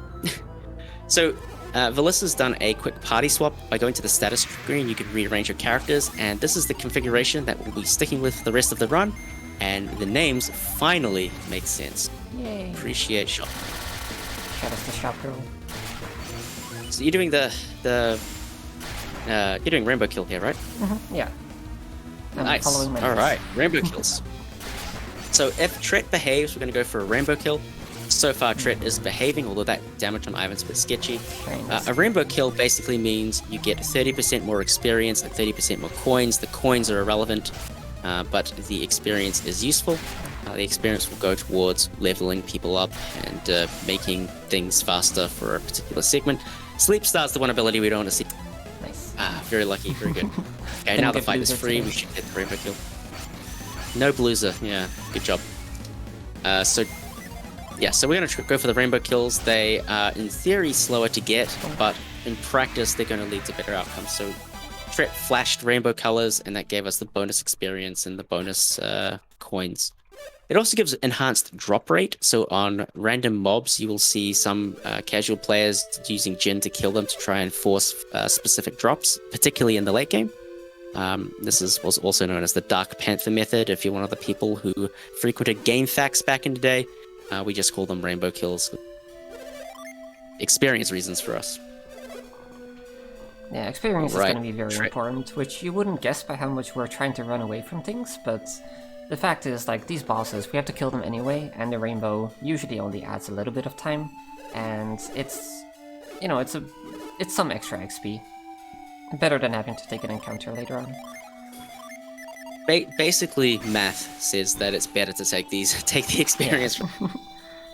It's like half, like a rainbow kill in a boss is worth half a full experience encounter in that region as a rule of thumb.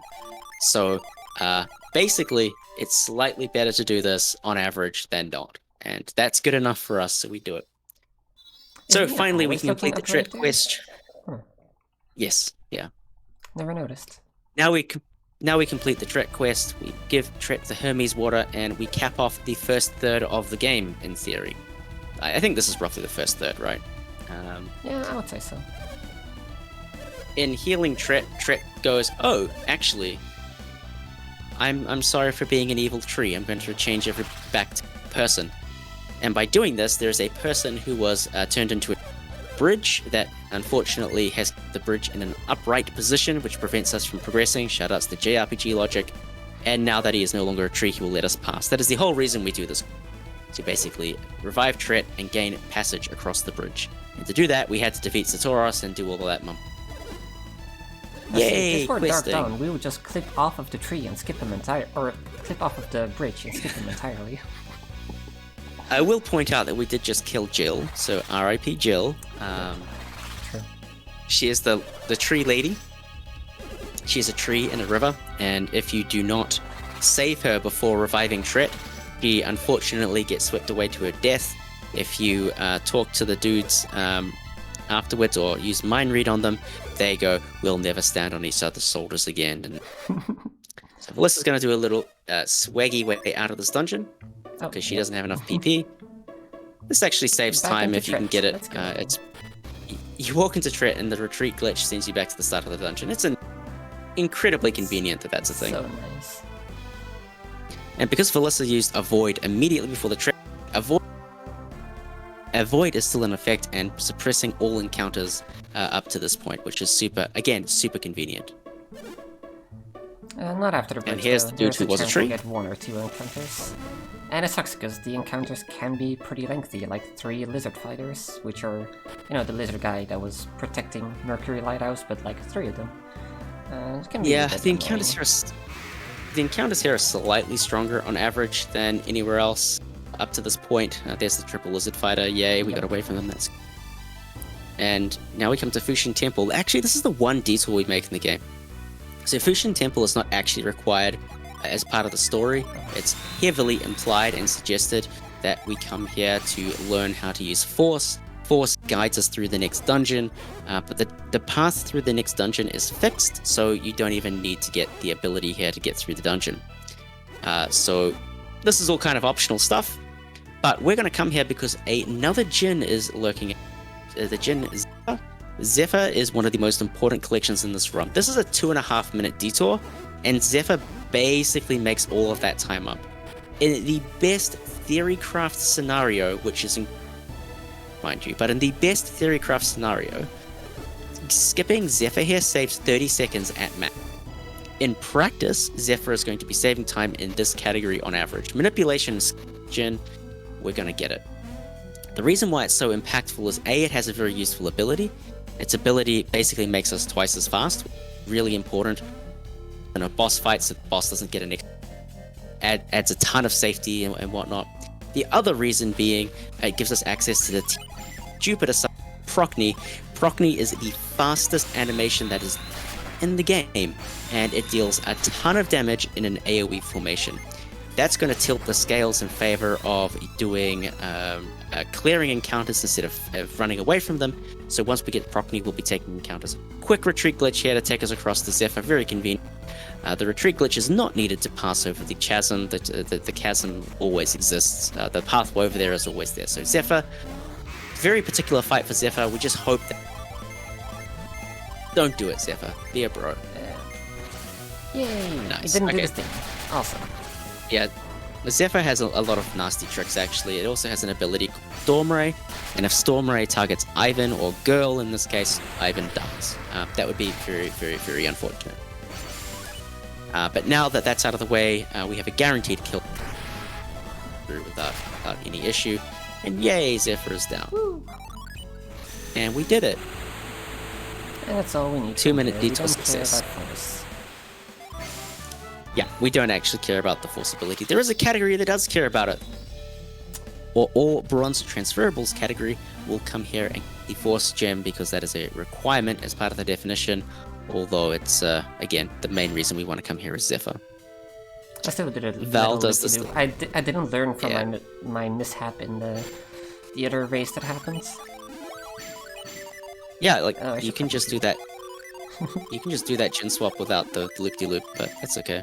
I mean, I still like it in case I get an encounter here. But yeah, I realize it's not actually. Oh no, I mean, you can just do it without. You can do it at that point without any care in the world. Anyway, here's where things really tip in favor of attacking things. You can see Procny is just super fast. It's half a second of animation and then damage. Not only that, it's incredibly powerful. It will one-shot every enemy in this dungeon except for Quartz, the upcoming Djinn that we will battle. But anything else will die in one hit. Anything, the only enemies that won't die not targeted by Procny are skeletons, which we're apparently getting quite a few. Yep. Kind of frustrating, but that's It's all okay. good. But pretty much any damage at all onto the left and the right guys will allow this Procny to kill. So Prism, because it's a really fast ability, Procny, they're all dead. The reason why we're continually setting Forge is to keeping Mia fast is both very safe encounter. All good. Ooh, there it is. And here's another spicy. unfortunate consequence of not minting Ivan, but that's okay. We should level up very soon. That wasn't the level up we were looking for, but we should level up very soon, and that will Ivan those comfortably. Without it, it's a bit of a range, but that's okay. So now we're coming up on our third Venus Djinn, Quartz. Quartz also has a nasty habit. This one is probably the worst in terms of time loss. You're looking at basically a minute lost every time it flees. Everyone else is like 30-40 seconds most. That's an unfortunate timing on the encounter, but that's okay. Not a big deal. There we go. Ivan just got a level up to level 9. That means he will now outspeed that particular encounter. Super helpful. Now we go for the quartz battle. Once again, we want to protect Ivan, so we're defending with him. Otherwise, people are doing stuff. Oh, he tried to do the thing, and then it didn't work out. That's hilarious. That's what, 2%? 2% or something? Is it? Dang. It's like, fleeing is 11%, and then it's like 80% likely to flee or something. So I think it's a 2% to have that happen. Well, I'm glad that happened in this run then. Can't say it's never happened before, but like... Yeah, so this is actually the best outcome for that fight. No damage, nothing to worry about. But it could have very easily been the worst outcomes. Even though it worked out. That's the last real gen. This is a factor anyway. So, not a big deal.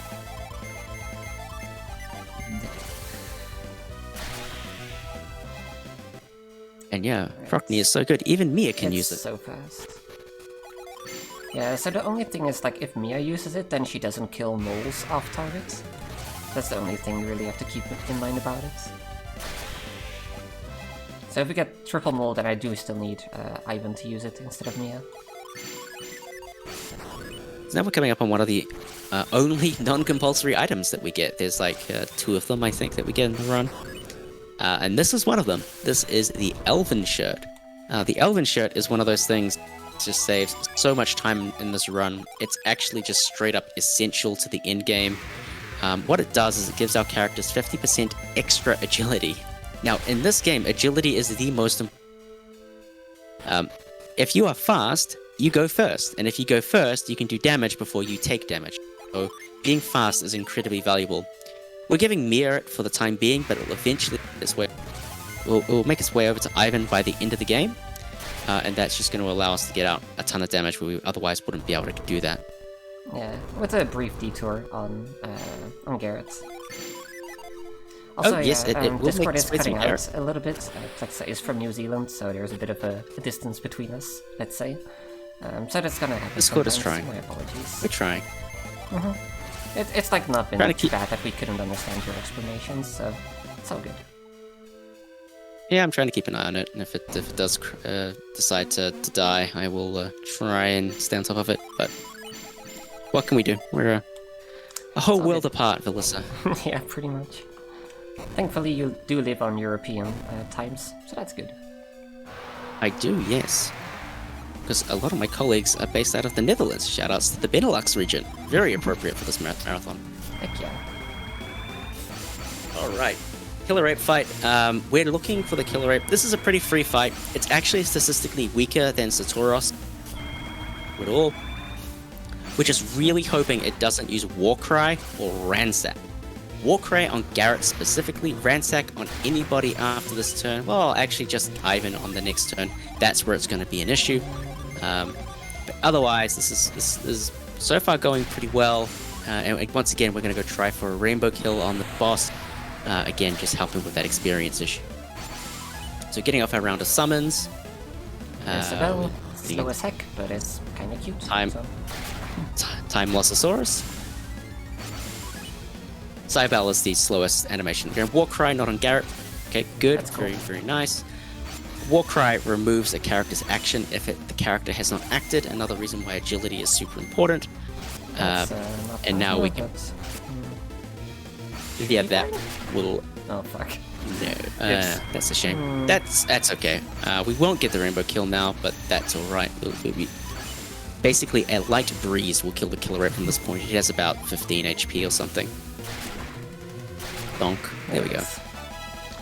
Oopsie. That's okay. I've made that. Everybody's made that mistake. It's not a big deal.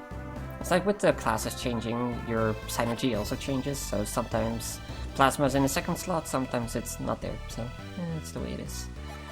So now Valyssa's doing some very particular alignment.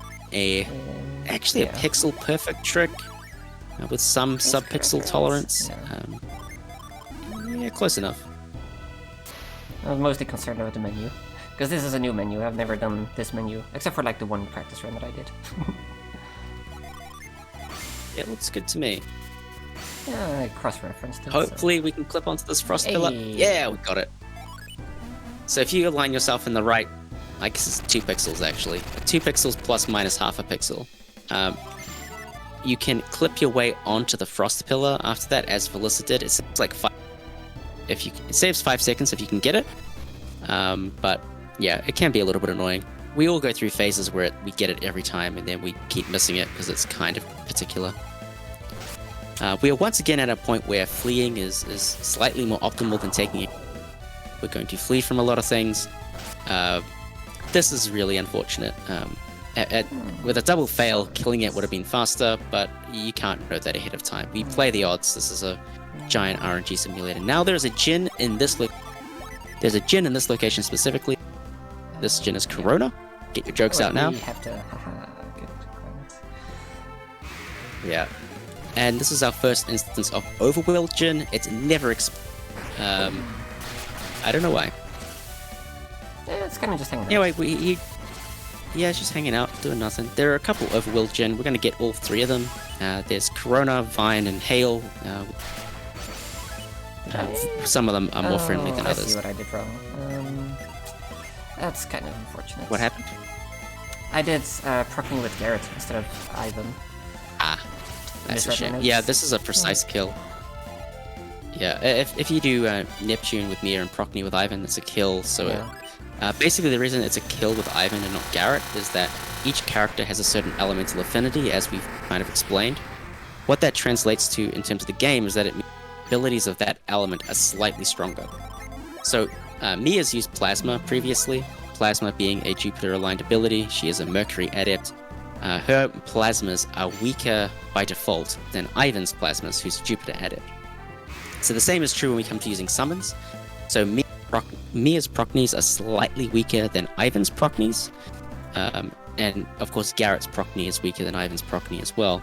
So when Neptune and Prockney are used by the elemental, when their users have the same element, do a slightly more damage, and it's just enough to get over the damage. This is a living statue. He's had a big night on the town, and he's just kind of spewing up water everywhere. Do you know if I have level 11 Isaac? Because it doesn't matter? It matters for a slower fast strat on living statue. Because I have to... No, it doesn't. You have... No, it doesn't matter, because level 11 is the threshold. No, it's a range. You should just go for it. You have to get unlucky agility. You can, but you have to get unlucky agility rolls. It's exactly the same as. You should just go. You should be playing for it. All right, will do. Rust. Basically, what we're talking about is that when Isaac reaches a certain agility threshold, Isaac, Mia, and Ivan will all outspeed the living statue, and the living statue won't get a statue thing spewing out the water, and happens to jump incredibly slowly for whatever reason. And if you outspeed with all 3 people, then it's faster to use 3 summons, even though the animations are slightly slower than that kills this thing usually.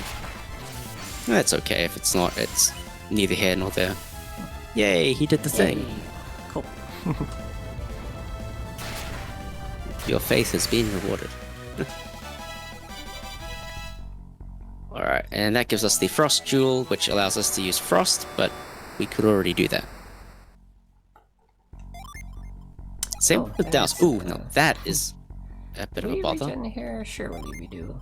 Yeah, you do. It's slow regen, but you get it. Slow, yeah. Oh, good.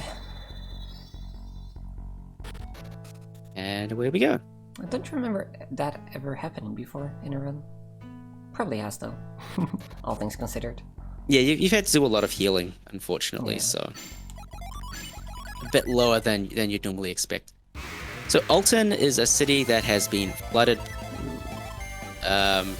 Basically, the lore is that they were awoken by the eruption, as is with everything, and the town's kind of been lost to the water, and we're going to come and save them. Although we're not. You'll see. Yeah. So the strategy here is we're going to keep a Prockney a kind of a pocket Procny situation. If we can kill the encounter with a Procny, on average, it's going to be faster for us to do that. Not just for raw time reasons, but also experience reasons. The other thing we need to keep in mind is if we get apes or encounters we can't kill with a Procny, it's faster for us to try and flee those encounters. But so far we haven't hit any of them, which is really convenient. Yeah, it's been a lot of small enemies. Which is good. Don't complain. No, I'm not complaining. I'm chilling. So the thing we don't like about apes is that they are 2 levels higher than anything else, which makes them harder to flee from.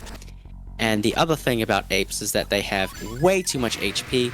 They basically have mini-boss HP, like as much about...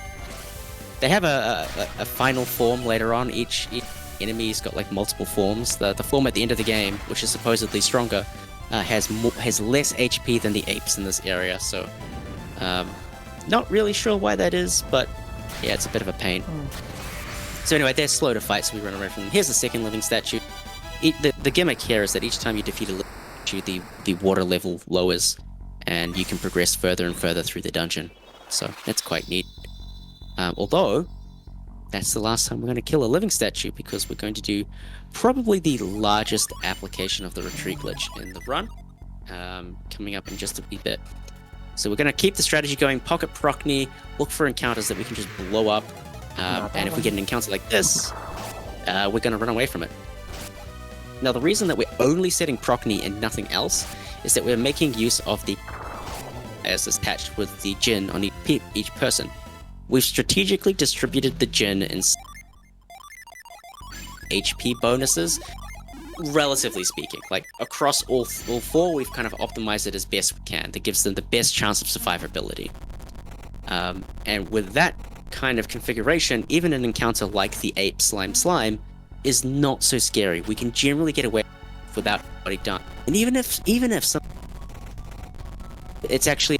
We can get to the end of the dungeon, there's a revive point up ahead, so it's not that bad. Although, with this setup, we give ourselves the best odds of not running into any issues.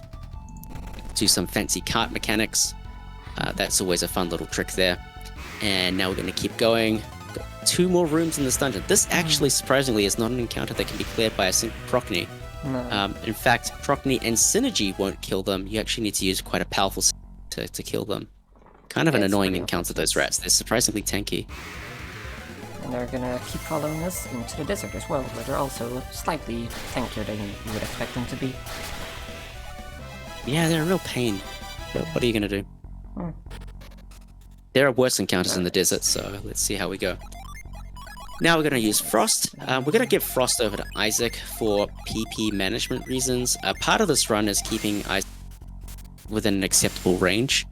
The point being that we're going to be using the retreat glitch a bunch. Retreat glitch requires us to have less than 6 PP on Isaac. Frost happens to be the fastest way to drain PP on someone. So that's why we're kind of putting it to Isaac, and that's why we're kind of making use of it. You'll see us use Frost a bunch randomly in the future. I mean, hopefully I won't have to do it too much. I'm hoping to manage my damage and like healing properly, but you don't always have that liberty. So Valyssa just casually skipped half of the dungeon, almost to the percentage on that. That retreat glitch conveniently takes us. The little connecting room happens to be the same dungeon, same area as the Elton dungeon for whatever reason, and that door specifically, if you retreat the area. Like, unbelievably useful glitch, that one. Super helpful. And now we're in Llama Temple, where Ivan is meeting his sister. Oops, we don't know that yet. Meeting some friendly stranger. Yeah, with very cool purple hair. Very cool.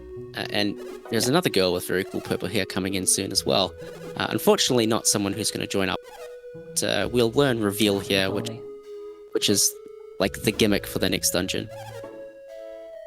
So yeah, I think that would be a good time for Arctic to say some words. Because we have I can say a few minutes of cutscenes left. Good, I like words. Yes, words are good. So are donations, and we have a few here. Ooh. We have a 25 euro donation from Pikafulu, who says, cannot wait to donate on the last day, so doing it now during a great game and an awesome reader. Thank you.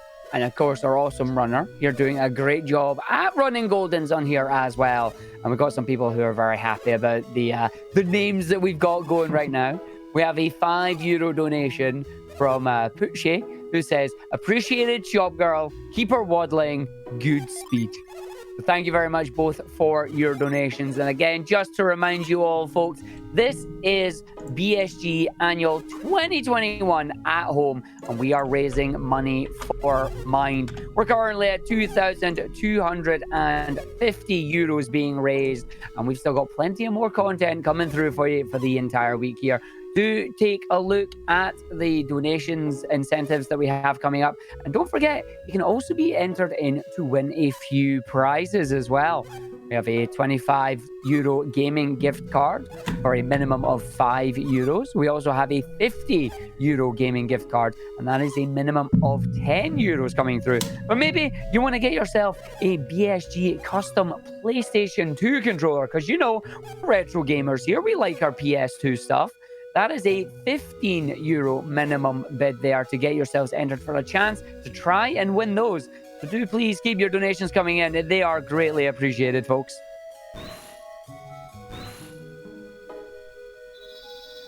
And now we have some magic. Ivan gets to learn reveal. Yay! Very, very useful. The first thing we're going to do is solve a little puzzle off to the right here. It's kind of like a tutorial puzzle, almost. The reward is basically a water of life. So as we mentioned, revives are really hard to come by. Basically, you have to visit a town in order to be able to get them. So waters of life are really valuable for that reason. So we're going to pick up water of life. It's going to be hopefully not used. Hopefully. But yeah, the upcoming boss battle has some particularly bad patterns where death is guaranteed, but this water of life gives us protection against that, so it's pretty helpful to have. This is one of 3 waters of life that we generally. However, we may elect to get more for safety. Yeah, I'll definitely get a few extra. It's just nice to have, because, you know, I mean, Plexa knows how it can be. Endgame can be cruel. Like, one caught by surprise or nasty encounter is just... well, it's over. Exactly. So now we're in Lamakan Desert. Valyssa's going to be following a really particular path through the desert. The main reason being we need to manage our heat gauge. Not for the reason that you're expecting. We don't care about damage. We'll take as much damage. One of the worst encounters you can get. We're managing the heat gauge for a trick coming up in a moment. That actually kind of scary there. Yeah, that's another Mint Ivan moment. Ooh, this guy's not dead. Yeah. Should be now, but that's okay. Yeah. Kind of scary. So we're managing the heat bar for... Managing the heat bar for a quick trick. It's a retreat glitch related trick found relatively recently, but we'll see that. But yeah, we don't care about the damage. It's completely fine. So every one of these encounters has been routed for attack Procny slightly faster than using, say, Drench Procny. It's the little things that really add up, and it's the first sign that actually there's a little bit more depth to it than just use a big summon and blow things up. Although that's definitely a huge part of the speedrun. Oh, sure. But it's showing signs of promise. So now we're going to take a cut into the middle of the desert. In the middle of the desert is another one of our Jin friend is Smog. And Smog is our 4th Jupiter Jin, and going to give us access to the tier 4 Jupiter summon called Thor. Thor is really strong. It's also really slow. So we're going to try and avoid using Thor as much as possible. Although for an encounter like this, yeah. this is an encounter where you're like, well, gonna have to use do Thor. It's either Neptune, Procne, or Thor. So pick your poison. They both suck. Neptune is also a really slow ability. That's the tier 3 Mercury summon. So it's kind of a pick your poison kind of situation. So here's what we're gonna do. We've managed our heat gauge so that we have less than used. Then we're gonna walk through this oasis, not run. And due to the retreat glitch, a whole bunch of things on this map, Isaac's gonna slip out of bounds, pop out of bounds even, and walk right over to 0-0 on the map. Yeah, great rate. That's super God. good. To the point where I'm like, oh, I'm not prepared for this. For some reason, on every map in Lamakan Desert, the Manticore is chilling at 0-0. So if we just wander on over there and then press A, which Valyssa did, we trigger the battle with the Manticore without having to... This saves not as much, but it's still obviously saving time, so we go for it. Manticore, super dangerous fight. It's a pattern-based boss, less relevant than Satoru, but there are some dangerous patterns. Mad Blast Open is not one of the dangerous patterns, but I think somebody can die on this pattern. But Valyssa is going to be very careful and try and avoid that from happening. So the main thing here is that we are going to use a summon. We have all the requirements for it. So in the next turn, Isaac and Garrett are going to use, and that's going to prepare a Nereid before we actually have Nereid. Oof. Okay, so this is the situation where Isaac is going to die, and the Water of Life will be used. But it's really unfortunate that it's going to be this way, because we actually want experience on Isaac, but it's something we have to put up with for this category and this particular boss. So Thor for massive damage. Garrett and Isaac should go next. Minting Isaac guarantees that he's going to take an action before Mia, which is really nice. He's gone. Mist and RIP Isaac, you've done your service. And because Mist and Sleet were used, we have enough Jin to use Nereid, and that is the fight. Well done. Unfortunate RNG poison, but you can't do anything about that. The annoying thing about somebody dying, aside from losing experience, is that they actually lose 1 tick of recovery for their Jin. So Isaac's going to have 1 less recovery than everybody else, which is kind of, as you can see. So, oh well. That's annoying. So what Valyssa's going to do here, so Vine can be found here, but it's 100% likely to everywhere else, which is kind of weird. Like Corona or Hail later on are 100%, but Vine isn't. So by doing this tapping movement, if you're not moving when you get an encounter, then the game will always give you Vine. If you are moving when you get the encounter, so that's the weird movement. That was actually a really very quick Vine capture, given that you got the encounter beforehand, so that's super nice. Yep, pretty nice. Now with Vine collected, we have 4 in of the Venus element. In the next town, Calais, we're going to get the 4th Mars alignment. That's going to give us 10 for Jupiter, Venus, and Mars. And that's going to be really important. The fastest tier 4 summon is Judgment, which is the tier... Nice. Oh, that's unfortunate. It's all good. Fastest tier 4 is Judgment. And so we're going to use that as much as we can, but otherwise we can use others if we need to. We just want to avoid Thor if we can. I'm going to buy this Great Axe for Garrett. It's one of the few optional equips we pick up. Yeah, go to the Sanctum. We pick up the Great Axe because it allows us to do a strategy on the Kraken, and it basically allows us to get a rainbow kill the Kraken within an acceptable time frame before it kills us, because the Kraken is an unbelievably dangerous fight. Picking up the second Water of Life, we'll probably pick up at least 1 more, seeing as had to burn one of them on the Manticore. Come in here to talk to the Travelers, and that's important because it's going to allow us to travel across the Caragol Sea, which is the next thing that we're going to do. Yeah, so here is Scorch. If I ever need luck in this run, it's going to be in the next segment. Yeah, it's fine. You can just save.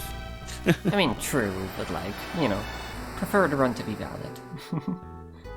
That's fair. That's fair. So I'm gonna pick up Scorch, and then we're gonna get the oldest man cutscene. Good cutscene. Oh well. So we used to retreat out of here, but the retreat animation is actually so long that you're better off just running back.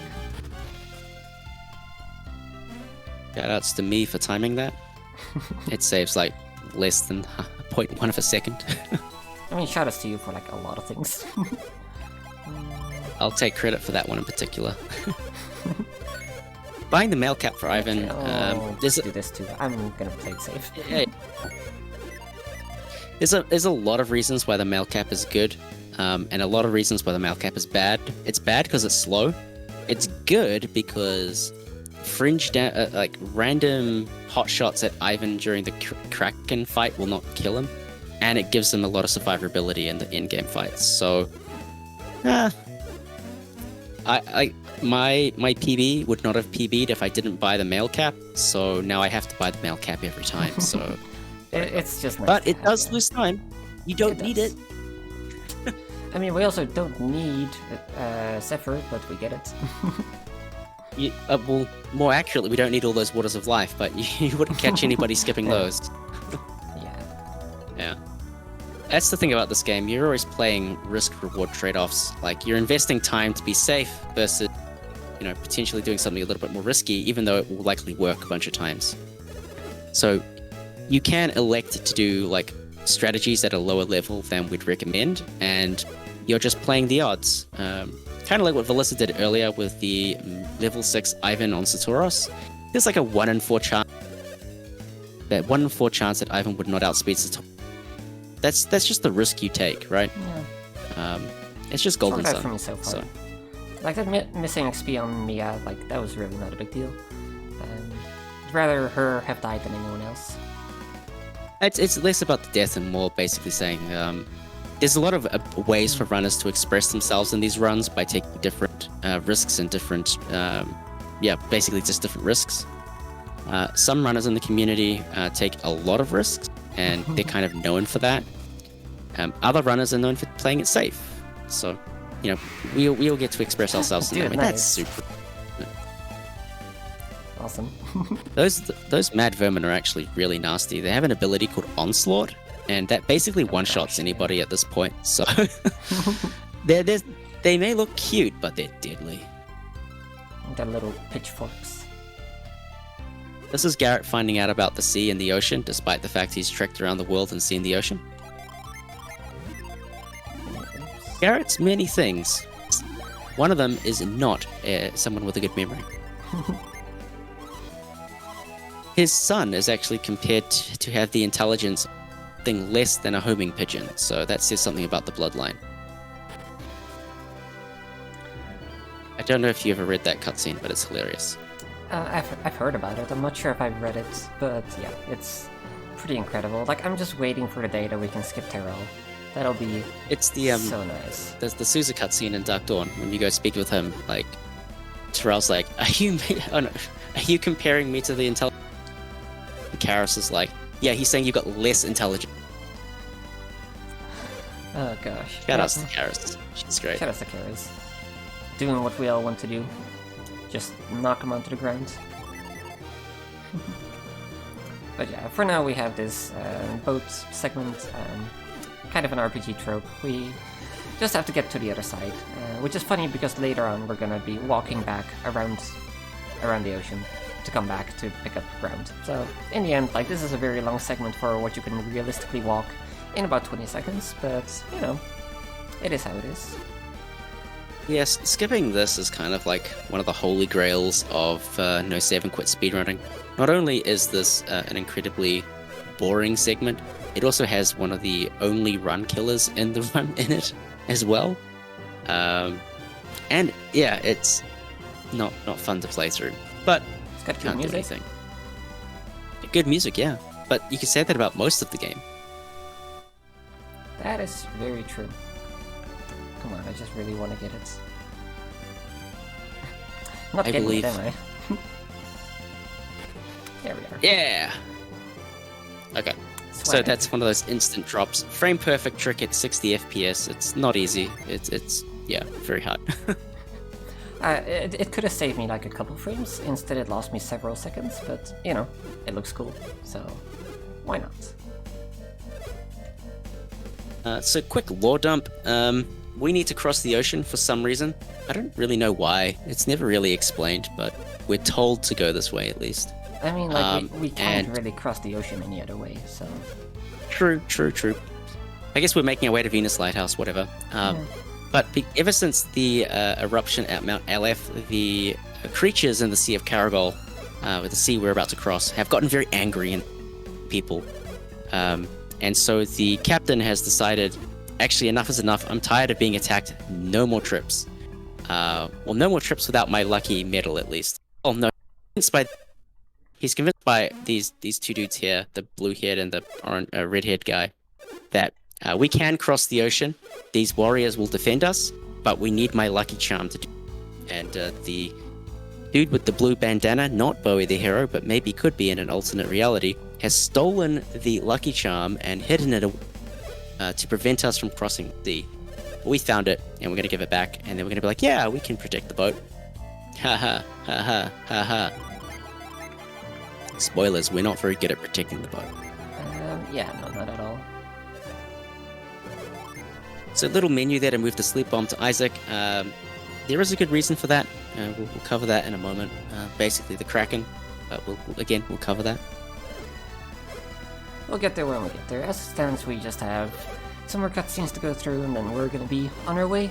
And definitely not get attacked by some monsters, definitely not be bad at our jobs, and have people get injured. Do we ever actually see if they recover? I'm not sure if they recover. I don't think we do. We'll just pretend that they're alright. I have to assume they do, yeah, I have to assume it. Never actually come back onto the boats. Actually, I guess the guy locks you out, right? As soon as you step foot on the docks. Yeah, you get locked out. Right then. Alas. Also, the world map in this game, you can see it on in the, I guess, the travel ticket shop place that we bought the boat ticket from, and the captain's quarters there. It doesn't resemble Wayard at all. In fact, there are many geographical differences between the first and second games, but no one ever complains about those. You know what I'm getting at, Valyssa. I know what you're getting at. That's yeah, okay. Basically, the strat during this segment is we're going to get attacked. We're going to get attacked 3 times by things from the ocean. They're all pathetically weak. One tier 4 summon will clear everything. Are you doing big hand strats? Big hand strats? What? Garrett? Yes, I am. Okay. Because I would please watch. always forget to move the Elven shirt before Vine, and then also back after the boat. Yeah. This is just easy. So I call these big hand strats. So Garrett's going to summon Judgment, Meteor, and then Judgment again. That's going to clear out all of the encounters. Please watch his hand. He has a huge hand. It's just unrealistically large. Okay, I'm exaggerating. It's big. Okay, big hand. And normally Garrett is one slow boy, but we're going to take advantage of the fact that the Jupiter classes are always fast, plus the Elven shirt, and that's going to make him be able to outspeed everything. Save for possibly the last fight if we've been unlucky, and I don't know if we have. I don't think we have. But even then, it's not important. Here we go. Here's the Man O' Wars, quick Judgment, and they'll all go down. Just blow up the entire world, including the ship that we're on. No big deal. Yep. Video game logic. And oh no, a guy has been knocked out. RIP. Oh no. So this segment's actually one of the few segments in the run where we get to the next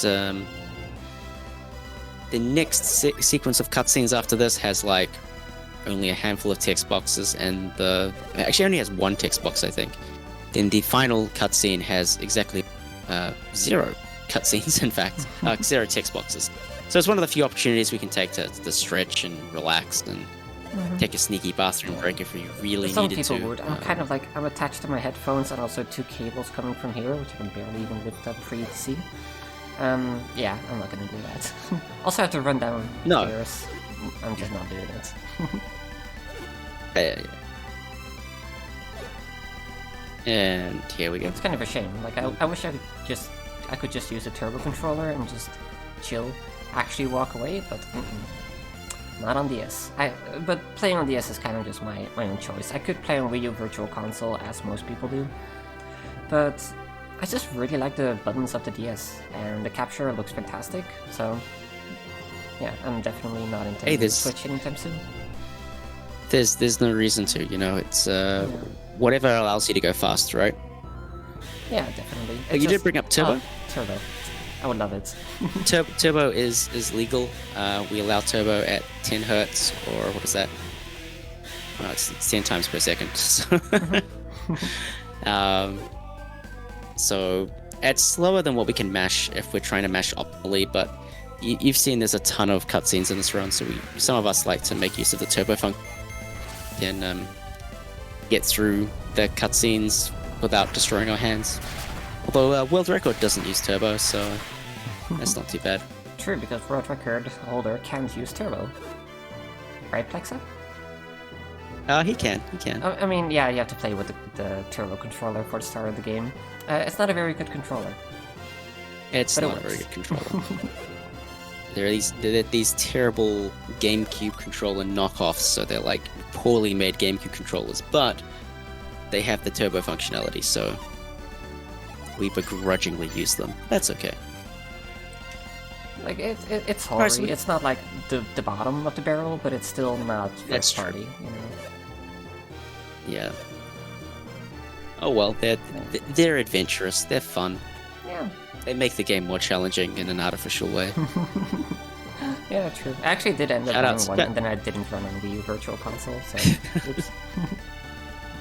Yeah, shoutouts to the gamepad gang who can freely switch between turbo and gamepad, but not us folk. But anyway, we are coming up on the Kraken, and we should explain the Kraken. Yeah. The Kraken is one of the true run killers one of the true run killers in this run. Basically, it's very strong, and it gets 2 actions. It's like the Manticore, but worse.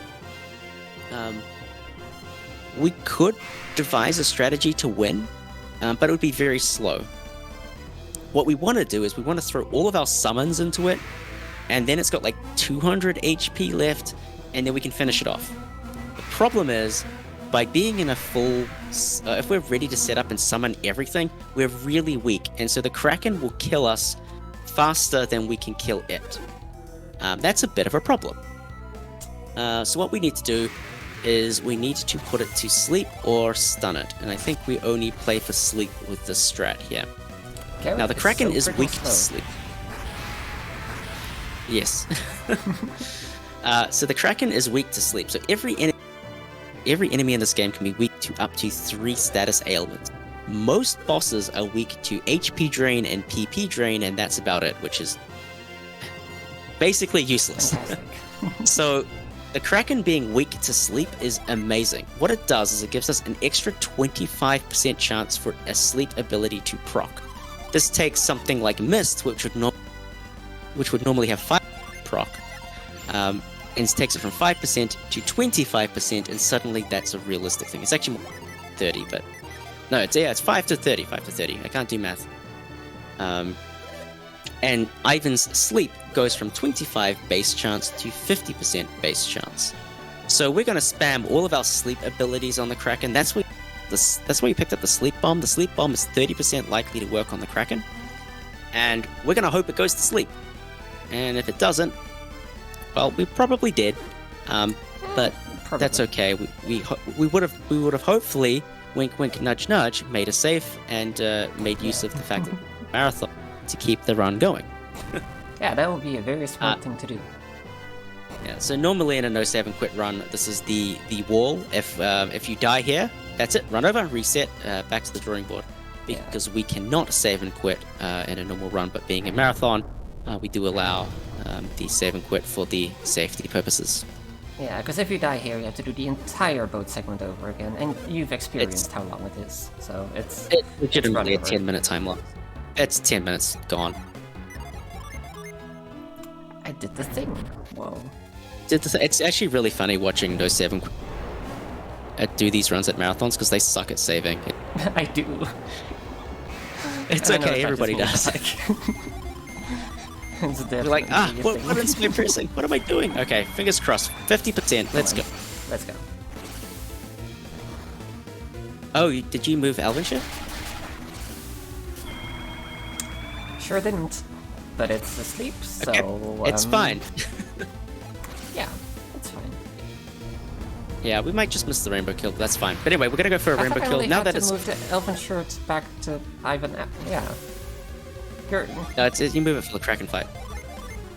Oh, is that the new strat? But it's fine. Okay, that's incorrect in my notes then. I blame past me.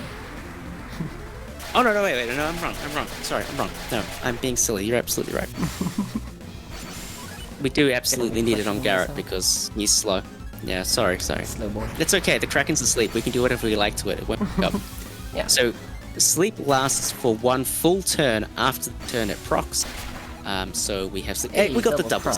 So, proccing sleep extends the duration by an extra turn, so this is going to do absolutely nothing. We're going to throw throw Neptune into it, reduce a little bit of damage with and plasma and stuff, and hopefully Scorch is going to do the final damage here.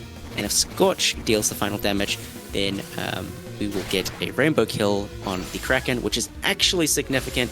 It will save about 1 encounter later on. There we go. Lucky. GG. Well played. Heck yeah. Kraken is down. Very good. Every person who does this in a marathon, this is the moment that hope goes well. It went well. Well played. Also, somehow another oarsman got injured, even though the Kraken was up there, and they are down here. Yeah. Don't know how that happens. Maybe Isaac wasn't at fault after all. Maybe these guys just wanted some time off. Yeah, or maybe they're just attacking each other. So the order of which Valyssa chose the oarsman is important. We've picked the oarsmen or oars people that give us the least amount of dialogue leaving the boat, which is good. Oh, least amount of dialogue overall, actually. But also, we have to pick them in a particular order, otherwise we'd go to Crossbone Isle. If the 2 ladies were on the... we would go to Crossbone Isle at this point, so that would be bad. Crossbone Isle is a secret in-game dungeon thingy. There's a djinn. There is also the super boss, Deadbeard. We can't do any of that right now. It's just a flat time loss if we go there. So yeah, it's so sad because it's so we cool if you avoid stumble upon that, but then you just get stumped on like floor 6 or something, and you have to come back for it anyway. Yeah, I didn't get past 4. Yeah, it's so sad. Yeah. There's some cool equipment, but we don't care. Kraken and the final bosses are the only other 2 things we care about, right? Well, we've done Kraken, and final bosses are to come, and we're not going to get anything for them until a little bit later on. Yeah, so now that we've... relief. So this, despite some sloppy play, this is like still on pretty good pace just from, things going not terrible. So... Yeah, I mean... Getting past Kraken is half the battle. We like to joke that the run starts after Kraken, but it kind of does. So at this point, what we're doing is we are moving the Elven shirt over to Ivan, and we're going to move into a strategy where we're going to kill everything that we can, except rats for reasons that we'll explain later. But we're going to kill as many things as we can so that we can get Isaac to level 14 as fast as. Quick trip over here to pick up Hale, the 4th and final Mercury Djinn. And then we'll pop over to get Ground, who is back at Kalima Docks. And in the meantime, we're going to take all the encounters to get that experience. Once we hit level 14 on Isaac, we'll switch our strategies. Only level 13. Load Isaac up. It's okay, it's normal. We will, because we died on Manticore, so it's a little bit painful, but that's okay. It's not too bad. So once we get to level 14, we will move all of our Venus Djinn over to Isaac, preparation for Colosso, which is the next thing that we need to do. And by using the class multiplier bonus attached with the All Venus Isaac class, he's going to have 270-ish HP, which is like double what he has at the moment. And that's going to allow him to be super tanky and allow us to start running from things, because running but carries with it a huge risk of death. By having the stats on Isaac and being level 14, fleeing is once again the looking for 14, taking encounters at that point, and we're moving to flee. Everybody hates this split because it's so RNG dependent. It's basically like the early game. When we're trying to run away from encounters and getting subjected to the random RNG of fleeing or not fleeing. Except fleeing and not fleeing carries with it huge time penalty. This is also the part of the game where it just we have so sucks. many Jin that the menu gets kind of laggy, and you have to account for everything just taking a little bit longer. Not as bad as the Lost Stage, but yeah, it's a bit bad. It's definitely noticeable with like silky smooth menus into like kind of laggy. When you do the set standby, you really notice it, yeah. Mm-hmm. So what we're doing is we're standbying all of our Jin and we're setting ground. Now ground takes away the action of an enemy. Now that's important for one particular encounter in particular. That is the double Dreadhound encounter. That one will basically make you unhappy. Proc me Judgment. Yes, thank you. I was like... You're good, you're good. I know it's judgments that'll kill the other two, but I was like, can't I just use Psynergy? But then I didn't have PP, and then... You know... This... Oh look, it didn't die. It's probably Proc me Judgment attack. That's fine. It's all good. We'll do a Whirlwind. Should be enough. Yeah, it had like no HP left. But yeah, now this is where the game gets really interesting. So, I've already mentioned that ground is used to fend off a particular encounter. But now every encounter here has a quote-unquote optimal strategy. So for instance, on this encounter, we are not using Judgment because Judgment will not kill the foul dirges. The rat defended. The rat has an ability that allows it to negate 90% of damage or 50% of damage. This is why you run from we got single double... rats, because they just don't want to die, ever. It's super annoying, these rats. Alright, here comes try number 3. Pardon me. Come on. Yeah, but and the sad thing is you need the experience, so you gotta take it. Yeah. But yeah, so we don't do Judgment on that encounter to open because we won't kill things. And then there are other encounters like Golem, Dreadhound. Like, how on earth do you clear Boreas, Ground, and Procne and things like that? So it gets quite technical, and from here on out, it gets worse and more technical. So this is where the run really kicks into high gear. Yeah, that's actually where it gets like really fun. Like, you have to know enemy weaknesses, approximately their HP, and you have to keep in mind, like, okay, if, I don't know, Ivan uses Procne, it kills, but if someone else uses Procne, then it doesn't. Like, that's the kind of stuff you have to just know about, pretty much. Yeah, and then you get into the optimizations where it's like, oh, Golem died to Mia's Boreas, but nobody else's Boreas, which is crazy. But hey, that's this game. Yep. Okay, level So we're 13 looking for still, level hopefully not 14, too far off. Isaac. I reckon it won't take too Yeah. much longer. You've had some pretty good encounters. Like, Yeah. as annoying as getting triples are, like, triples give more experience for their time investment, so can't be too much further. The reason why we're okay fleeing earlier on is because the experience you get from encounters here, like, scales up quite a lot. That encounter we just killed gave 170 experience. That's half of Satoros experience right there. And it's like a quarter of a Manticore experience. The encounters, because they scale in their experience, it really doesn't matter if we miss too much experience early. It's just helpful to have the experience, so it's fine. Yeah. So for most enemy lines, it's pretty... Okay, there it is. For most enemy lines, it's consistent what element they are weak to. Gnomes kinda are just all over the place. It's so annoying. Like, one gnome is weak to Venus, the other one, is resistant to it. And I always get it mixed up which is which. So, for safety, I just threw a meteor at it. Those ones died of judgment, but yeah, I know what you mean. The final are they're the ones that resist judgment, so you have to use Thor, and it's kind of awkward.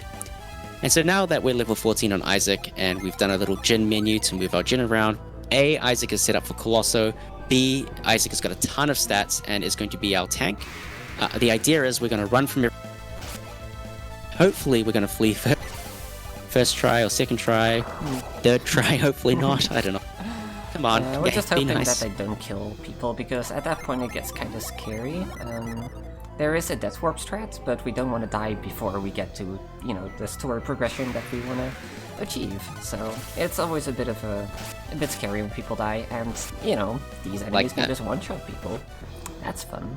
At some point, there's even if like someone the dies, investment of like, should I just use the water of life to make sure I don't wipe? And that hurts. That really hurts when you're trying to set up for a death warp, but you're probably gonna wipe before you get far enough. It's rough. Yeah, and sometimes, and it happens quite frequently, everybody dies except for Isaac. And when that happens, we call that Rambo Isaac strats. It's not Rainbow, that's Rambo, as in the Arnold Schwarzenegger, or is it Sylvester Stallone? Maybe Stallone. I think I don't know, I'm not a movie guy. Stallone. Schwarzenegger was he was Alien. Oh, not Alien, Predator. I'm bad at movies. Yeah, me too. Where's my brother? He's not here. Sorry there, I quickly exit and re-enter the cave to make sure my encounter steps are reset back to 0. It kind of depends how soon before the final room you got an encounter, but I tend to just go for it, just to make sure I can run as far as possible here before getting an encounter.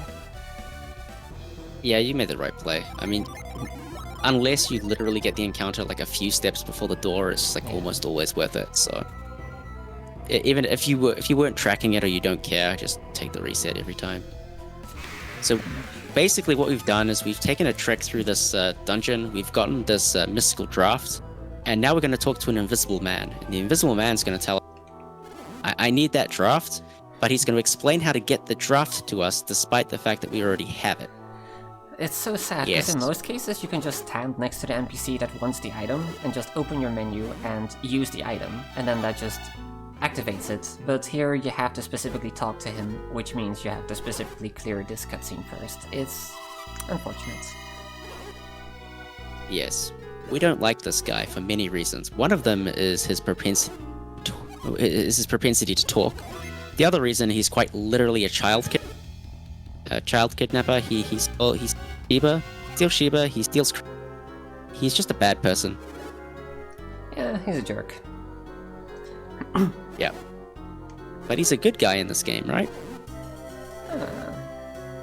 He totally doesn't coerce us to do his bidding. And make us fight in gladiatory combat. Yeah, he's one of those morally grey characters. I mean, he's got selfish intentions, but I don't know. Maybe he's just bad, after all. Yeah, maybe. So one thing you have to be aware of, because this is 2 separate cutscenes, don't accidentally use retreat here. I have done that before, because you're spamming L, R, and A, and L is my retreat hotkey. And you're also spamming A, so, you know, if you're just not paying attention for like half a second, you could just be retreating out of here. Very sad when that happens. Spoiler, that's a huge time loss. Yeah. And now we get to the other half of the cutscene. So, lore. We learn about the fact that he's the ruler of Tolby, which is the town we visited earlier. He runs Colosso, which is basically the Colosseum where gladiators fight each other, which is going to be a cool little minigame thing. We wanted to get to level 14 specifically so we have enough stats to win that. It's kind of a stat check more than anything else, and, well, we had to get that little bit of experience to meet the stat check. But otherwise, this segment's pretty straightforward. More Ivan plot. Not knowing personal space. That happens. Yep. So Arjik, if you want to give us some company, feel free. I can definitely give you company. I'm just enjoying the run here. It's always good knowing which parts are coming up and seeing how it's going to go this time. Because, you know, RNG can be cruel. Yeah, definitely. Like, the Colossus shouldn't be too bad, although you can get an unlucky critical hit. As in, you get credits, which is a 1 in 32 chance. If it's on the second turn of Sat Rage, then you're just very sad. So, we'll see. Yeah, fingers crossed it doesn't happen. Again, just going to take this time to remind you all that you are watching BSG 2021 Annual 2021 at home, as we are at home due to the COVID situation at the moment. But that means that we get to bring you this amazing content from the comfort of our own homes. I hope you're all comfy, staying hydrated and staying healthy as well. It is really important. Just to let you all know, we are raising money for Mind. They are a nationwide organization committed to preventing mental health issues and to support everyone who is currently dealing with mental health issues themselves within their family.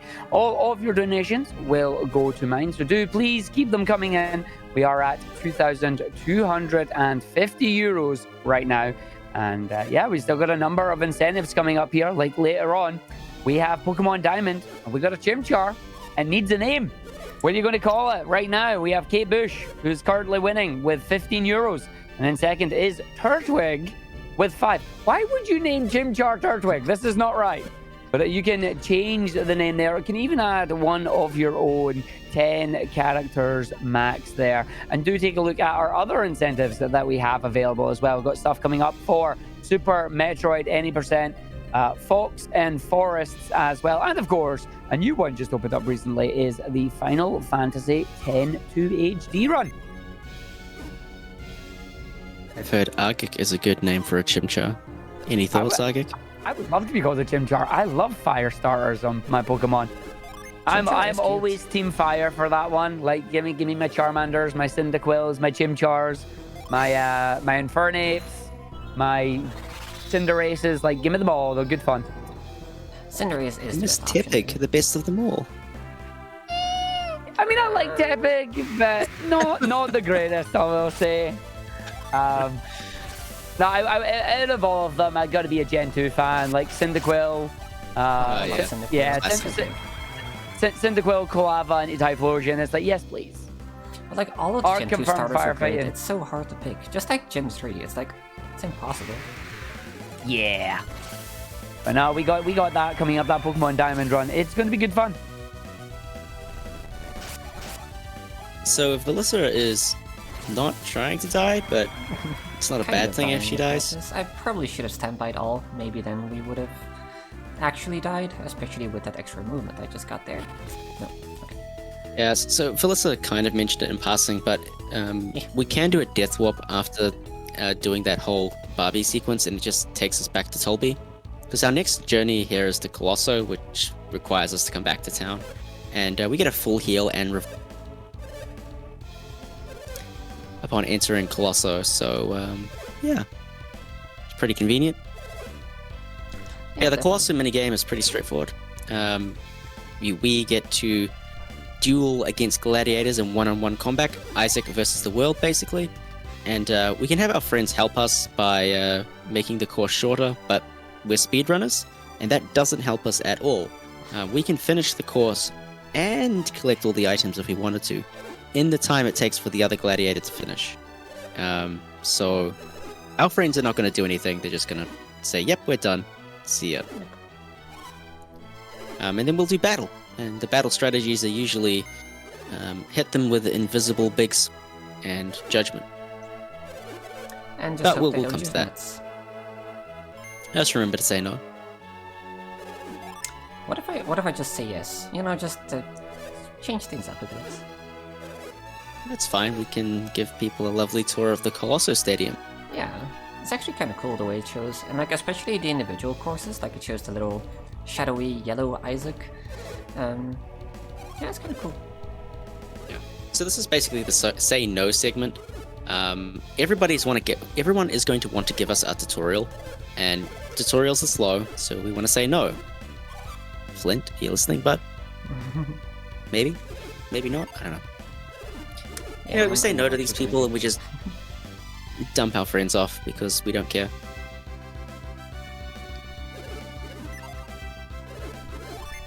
Same. Yeah, there's like multiple the main sections that you can drop them off on, and like one part might have a use for like douse, and another might have use for move, but we don't care. We just drop them all off ASAP.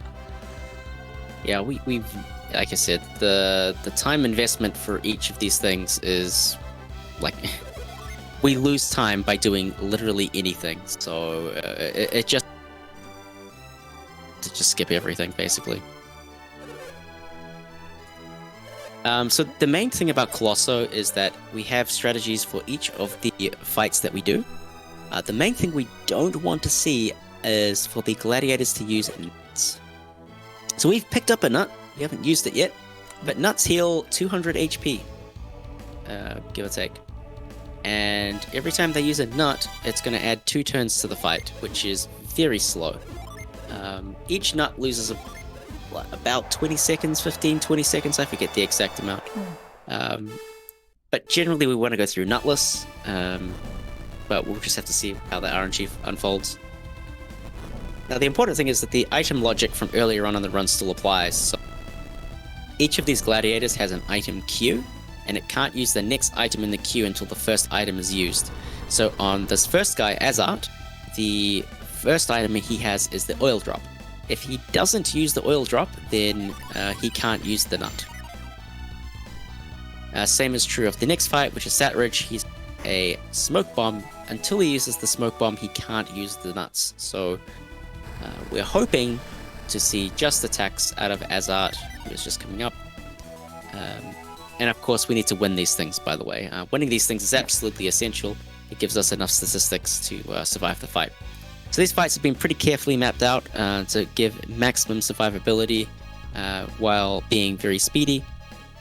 The current iterations of the strategies, they make use of the class bonuses to survive this fight. We used to use the Power Bread, which gives us plus HP. It's an item that gives both HP like the Mint. On Isaac, to survive this fight nowadays, we use class multipliers so that we can preserve the Power Bread for Ivan. So opening with our own oil drop, using Flint, and because we have ground also here, Isaac's in 2 Venus class at the moment because he's got Vine and ground set. But ground takes away a turn that allows bonuses for that extra turn to give survivability. Get that 4th turn off at no cost to us except a couple seconds, and then we can power in a judgment. So really, finally, yeah, great fight, perfect fight, in fact. It's finally routed to make that happen. The Satridge fight is less pretty, I'd say, but it works. I mean, it's still kind of neat when you think about it, because we used a judgment right on the first turn to power up our consecutive Ragnaroks, which is kind of neat, you know? It's something. Yeah, it's nice. Yeah, maybe it's the novelty factor of this Azart strat being slightly newer. Like this strat here is actually about 3 seconds slower, actually, on average. With using ground, it's about 3 seconds slower. But it conserves the Power Bread, and conserving the Power Bread is really valuable. Is really valuable for the final fights. So again, risk tolerance, risk factor. I think everybody these days is doing Power Bread on Ivan, I hope. Probably, yeah. Wink, wink, nudge, nudge. I don't know if Shuri was doing Power Bread Ivan, because he was also doing the safer Fusion Dragon. But if you're doing safer Fusion Dragon, you don't need it. Yeah. Oh, the fast kill, you definitely need it. Doing this menu on these platforms actually saves time. It's one of the few ways you can save time. And animation can say that. Play. The gladiator does keep moving while the menu is up. Exactly. So. Well, he only keeps moving because the animation continues to play. No, he doesn't. Yeah. I can literally just like open the menu right before Navampa to prove the point, but he always keeps moving. If you open the gen menu, he stops moving. No. Yes, he does. I've tested it like a few days ago even, and like various other people have also tested it.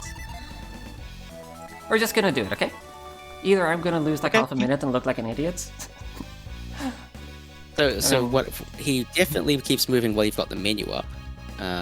But as far as I'm aware, as soon as when the gen menu is open, he stops moving. Okay, we'll see. Anyway, for now, we have Cetrich, to wait for this don't want to see the smoke bomb. Don't want to see the smoke bomb. Yeah. Actually, we kind of do, actually. We want to see the smoke bomb on, like, 2, and then for him to attack on turn 3, but... I don't know about you, but I'd prefer no smoke bomb to that.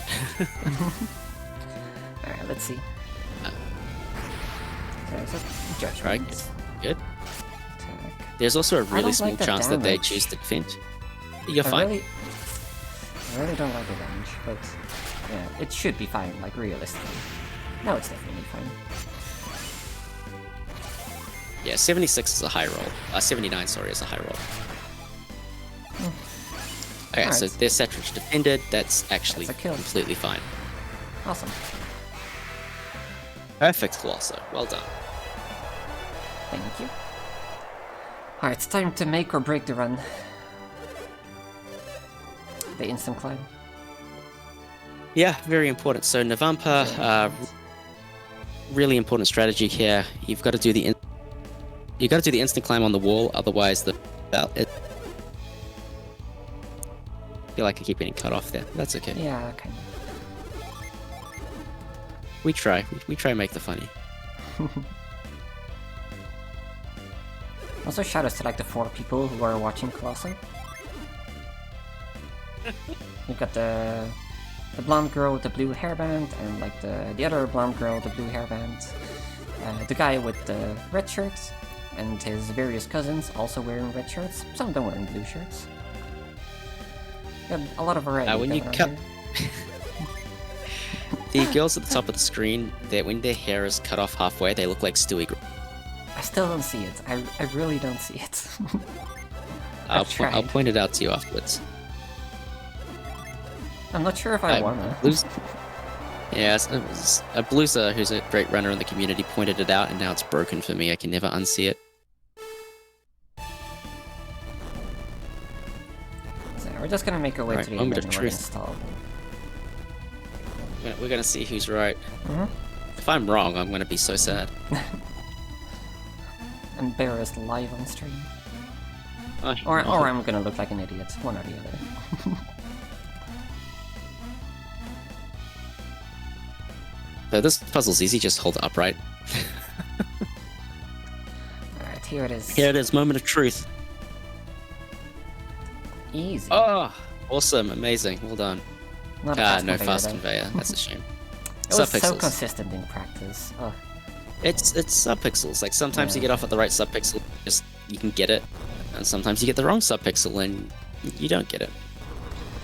Alright, so the vampire is currently in the second to last area. Right? He's in the last area now. We're gonna wait.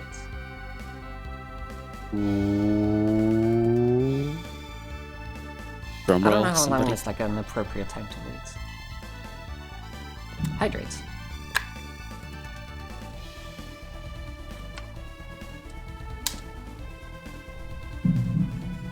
This is probably long enough.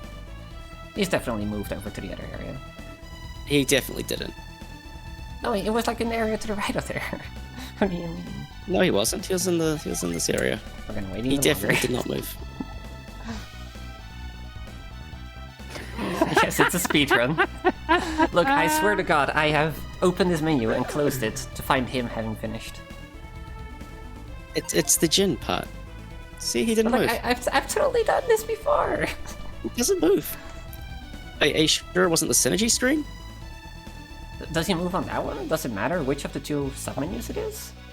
It matters in TLA. Like, if you're doing the dumb skip in TLA, certain Well. menus will work and some menus won't.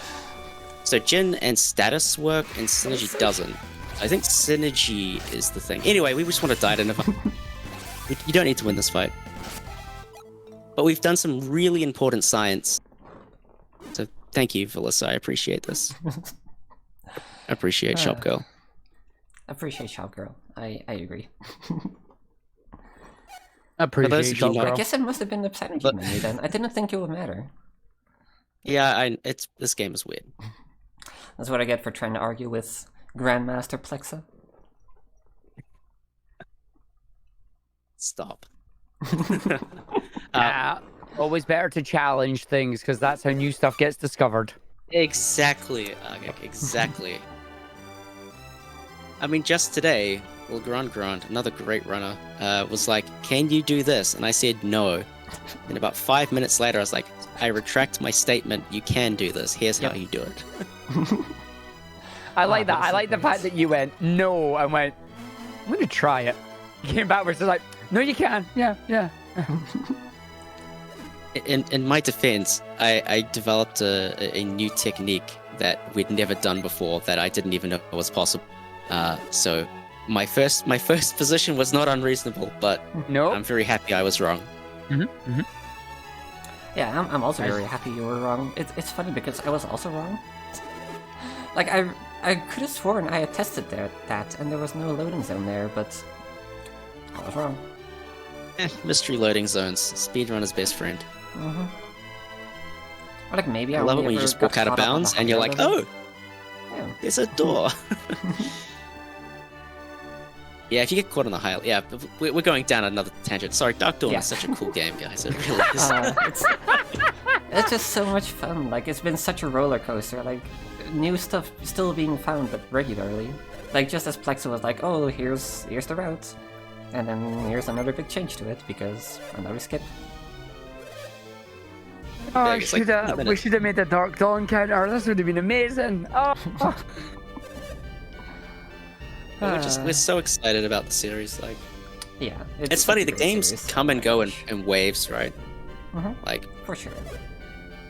About earlier this year, it was all about this category, and even in the back half of 2020, like this category got so much love, so much deserved love, should I say? Absolutely.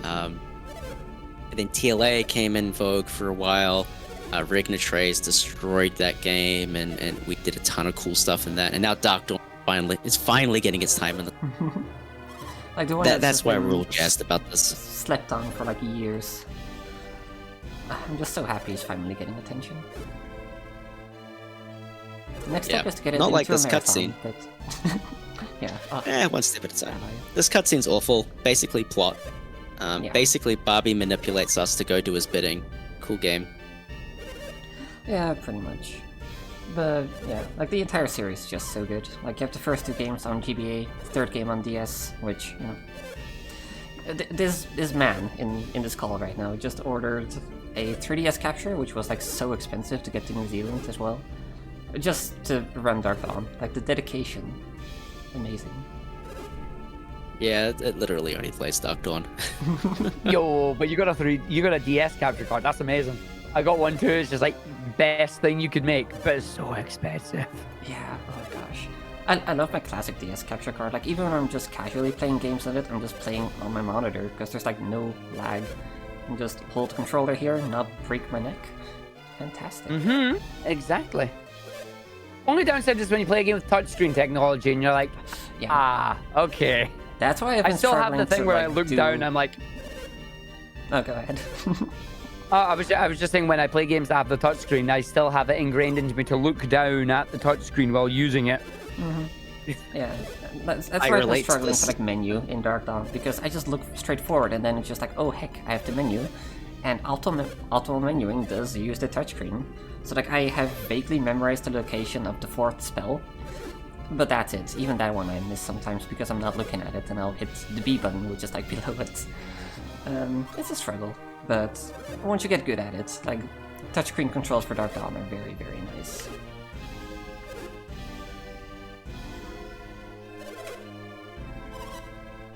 This cutscene is still going on, and we probably have some time left, don't we? Yeah, I would say so. There's this moment in the middle of this cutscene where it tries to end, and then Barbie's like, "We must continue." Alas. But the run really gets interesting now, actually. So, now everything can kill us. Yay. Pretty much. So, Ivan having the Elven shirt is really important. We need him to kill stuff before it kills us. Easy plan. This will work for a while until it stops working. And then we need to use defensive Jinn and protective Jinn to keep us alive while we kill things. So Suhala, the next dungeon coming up is basically Ivan the carry. Then we're going to go to Teamwork the carry, so it's going to be fun. Suhala is also a place where encounter skips are really important. Encounter skips, we last talked about them back in, would have been Billabin a while ago. There is as many as 9 encounter skips here, 8 or 9 encounter skips, I forget exactly. And we want to get as many of them as possible, although only 2 is likely. Yeah, it's actually kind of in fact, you're so unlikely to get 3 or more. I mathed this out. I've got this really lovely graph. It looks like a Poisson distribution. My math nerds in chat. Yeah. Statistically speaking, you're likely to get anywhere from 1 to 3, even though there's like 8 or 9 possible. We get the power bread for Ivan. Water of Life? On distribution. I Sorry? should have, but nah. Was that Agik? I'm saying, did you just say croissant distribution? No, Poisson distribution. Fish distribution. Oh, Name I'm for the sitting here going, wait a minute, like, what does this pastry have to do with this? Yeah, it's also not named Poisson because it's fish, but Poisson because the guy's last name was Poisson. Makes sense, yeah. Yeah, total logic, yeah. I see. So here's the first we already had the first encounter bridge. We don't really care about that one. Yo, we actually got this one. That is... yeah. That's like a 15% chance to get that, so that's super nice. Great start. This one's guaranteed, so we're going 3 for 3 at the moment. That's amazing. I don't know what strategy Valyssa's going to do on these lizards, but it's another area of runner's expression. We're trying to do this thing where we're balancing our PP usage on Isaac to try and get our PP as low as possible, and there's a couple of ways of doing that, so you can... Yeah, we'll see which way she goes. I'm gonna take damage, and I'm not gonna use the smart strat because I haven't learned the smart strats. So if you you're doing that. I'm just in trouble. Just use Procny with Garrett. Alright. That's the smart strat, apparently. Yeah. You basically do that strat, but you add in Procny. So yeah, we're strategically taking damage here. We could use ground to protect ourselves, but strategically taking damage so that Isaac's PP gets dropped lower, which is going to be helpful for a skipping a little bit. That's not the right So song. we didn't get the skip. Yeah, it's supposed to be Boreas, but it's fine. I always think roaches should die to fire. I get it wrong. Roach, kill it with fire. Yeah. Like, but I always get it wrong.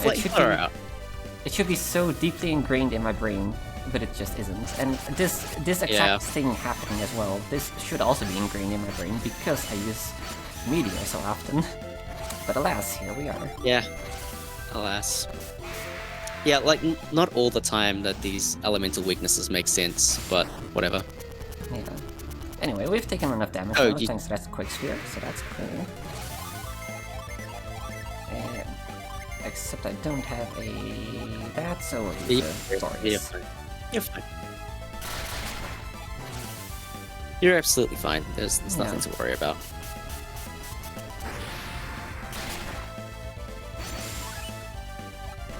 So yeah, basically the reason why there's so many encounter skips is every time we do one of these lizards fights, the encounter gets reset. So yeah, between lizards, if you don't get an encounter, this one is really unlikely. That's so lucky. He could have exploded on my face, and that would have not been good.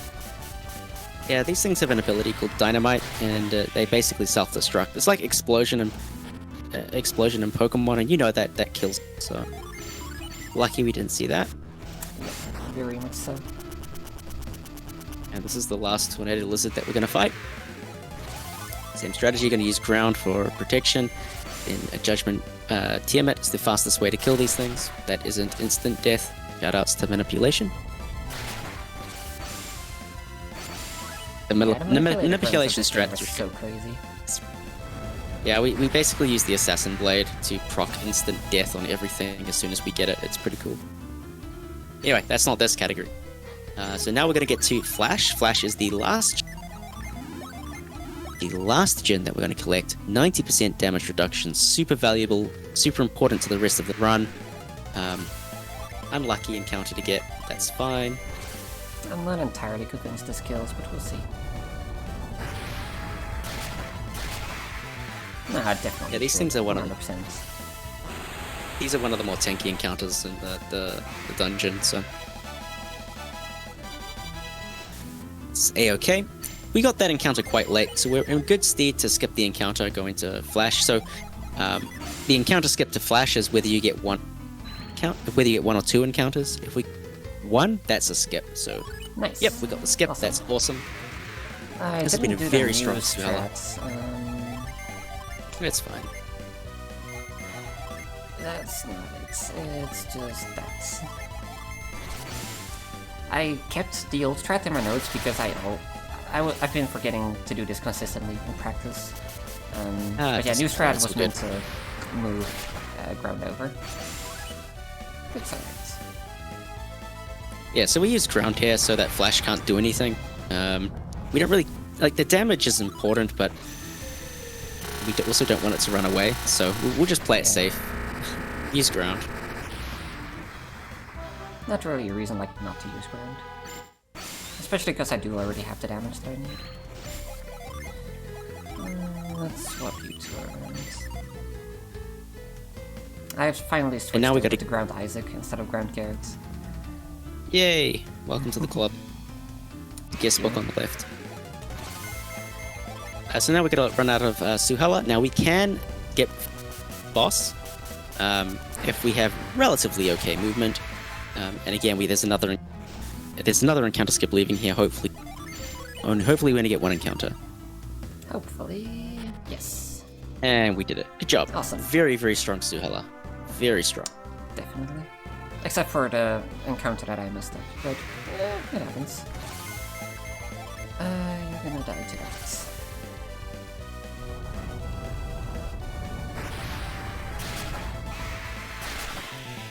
But yeah, we're also gonna be able to do the next retreat warp, so that's all good. Yeah, so there's a retreat warp in here that really doesn't save all that much time in terms of raw movement. But what it does is it gives us decent odds at an encounter skip. An encounter in this area can take up to 30 seconds, so generally speaking, getting the encounter skip is a good thing. It also sets us up for a retreat warp later on, which again doesn't seem like it saves much time, but gives us favorable odds to skip an encounter. And again, encounters in that area are very, very slow. So, playing the odds to hopefully get a favorable outcome. Hopefully. So the encounters in this region take another step up. This is a fantastic encounter to get. These encounters are a lot more tricky than the ones in Suella. These ones can be as bad as like 2 green golems and a nightmare. 2 nightmares is not great. This is 2 nightmares. Have to use flash for protection because they do a ton of damage. We also don't have the summon that we would like at this point. These things are weak to judgment, but we didn't have it recover, so there's really nothing you can do in knowing how to deal with these things within a suboptimal situation. It happens. Oh, yeah. It happens. It's completely fine, though. This should be the last encounter, touch wood. Should be. Sorry, now that I've done that, you're gonna get 3, I'm sorry. As long as it doesn't happen like on a general recovery tick again, because that would be Yeah. quite sad. Okay, no ground, I guess. Seriously, I'm that's... sorry. Okay, It's so unlikely for this to happen, but it happens. It happens more often than we'd like. Yeah, so Earth Golems are like very tanky, and they have super strong resistance to Judgment. So even though these 2 things are gonna die to Judgment, I didn't think a Procny would kill, so I went for the Boreas. No, this is the right play. You'd have had to use Thor. And Thor, as we all know, is incredibly slow. But that's a really unlucky Suella gate. Welcome to Golden Sun. You get good RNG at one moment of the game and taken away in a blink of an eye. Yeah. It's all good. Alright, Venus Lighthouse. So this is where stuff starts getting real. We're not into the actual lighthouse quite yet, but we are approaching it. Quick re-entry there to set our retreat points. And that's gonna be relevant in just a moment. And despite the fact that we just set our gen, we're going to do this nice little trick here where we repeatedly cast Reveal. Now, while you're in Reveal in this dungeon specifically, no encounter is generated. And Which only means in the if you English keep Reveal phase, up, right? you get no encounters. It's also slightly faster to leave than it is to have Reveal break and then leave the room. So Valyssa was one of the people who actually spearheaded that, actually. And she's got everything timed out nicely so that it'll... For the most part, you kind of want to like creep up to the edge of the reveal circle, and then you have to be careful not to have it dissipate as you approach the edge. But that worked out quite nicely. Yeah, that's Could have really even good. taken some extra Alright, steps. we want to see... So, not spliced. So we want to see blue path here. There's two paths you can get, blue and yellow. It's a straight 50-50 coin flip, nothing to do with the RNG. It's based off frame counts. Frame counts since you started the game, sorry about that. And when you get blue path, well, this determines the path through tunnel ruins. The blue path is about 3 to 5 minutes faster than the yellow path, so It's actually doesn't matter what ridiculous. happens, you need to get... It's insane. I was It's like, I was ridiculous. skeptical, like 3 to 5 minutes, that can't be. And then I did it, and I was like, oh gosh, this is terrible. Like, actually dreadful. The reason it's so terrible is that A, there's an extra puzzle, B, all of the puzzles are horrible and slow. They're It's so unreal. stupid. Oh my gosh. There's not even a good explanation as to why there's an extra puzzle, there just is. I mean, like, I guess if you look at the circles on the ground, it makes sense that there's an extra step there, but like, they didn't have to do that. They It's did not just have silly. to do that, like, why? So if you get a blue path first try, it's a splice run. Like, that's the biggest tell that someone cheated in their run. No one gets first. Totally, no one gets absolutely. First try No blue one on a gets good first try blue. run. I sincerely doubt it's 50-50. The amount of times that people get yellow first is unreal. Like, it must be 70-80% plus. Sure feels like it. And so every now and then I go back and test because I'm like, there's no way that this is 50. And every time I test it, it's 50-50. I do not understand. So, one day. Always like, is it frame count once you enter the room? Is it frame count since you start the... I've tested all of this, and it all comes up kind of the same. So, I don't know. So we have another little retreat warp to skip that one room that I stepped into for 1 second and then went back out. That's not so much to save time on the movement, more so to save steps on encounters. Because we don't want to get encounters here, they are very strong enemies. Skipping the encounter at this point is actually amazing. It gives really good odds. Even this... That's an amazing encounter, by the way. This is some That's patented Valyssa in-game RNG. Yeah, this kills. This'll kill. Yeah, okay. Targeted kills. Yeah, that's a great encounter because one summon, no defensive is amazing.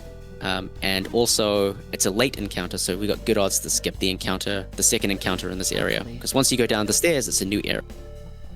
That retreat glitch, even though it looks really insignificant, tips the odds in our favor to get this skip. It's the whole reason people go for it. Yeah, so here's hoping we don't get the encounter on the way out. I don't think Fingers I've crossed. ever had a single encounter here. Although I might be wrong about that. Really? That would be very... I'd be very surprised to hear that, but then again, stranger things have happened in this game. True. So now we get another cutscene. Iodim, who is Barbie's messenger, dude with the black hair, he is like, oh, these people are magical, they can get through the thing. And we're like, sure, we'll get through the thing, and so we get through the thing. Yeah, so they're like trying to force the door open and it just doesn't budge. And we just press this invisible button and it just opens for us and they're very confused about everything. Meanwhile, we're confused about how they're even here, between all these very, very strong monsters. Yeah. like, you gotta imagine, like, how are they surviving? Like, we're getting wrecked. How are they alive? Yeah. Oh well, plot. Plot. Anyway, we used our magic and opened the door. Turns out there was a button all along that opened the door, but whatever. But like, even if you know the button's there, you can only interact with it if you see it with your third eye, or whatever it is. Yeah, that doesn't really make much sense now, does it? No, really doesn't. But I guess gameplay mechanics, like imagine if you could just interact with all the reveal things without having to actually acquire it. That would actually be kind of nice. Yeah, that would be nice, yeah. That would save a lot of time, actually. We should write a letter to Camelot and request that they make this. And while we're at it, let's also make the loading zone for the caverns in Dark Dawn be there without needing search. Slappable cage. Slappable cage, Valyssa. Right, priorities. Priorities. Alright, so now that we're done with that nonsense about that cutscene was all about getting through the door. That was it. Come on. Yes! Yeah, well done. Counter skip there is huge. Now we're into Tunnel Ruins. Second to last dungeon in the game. Generally only going to get one encounter in here, but the encounters are nasty. So crossing our fingers for a really good encounter here. These puzzles are really easy because we made it to Blue Path, so that's nice. Although this puzzle is the same regardless. There would be a block going off to the left if we'd done the yellow path. That's why the blue path is super simple. It's just like push a pillar, use douse, use frost. It's really Easy nice. game. But half the rooms here don't have encounters, so these puzzle rooms don't have encounters. There's generally no encounters in puzzle room. But every second room basically will have encounters. You have to be careful of.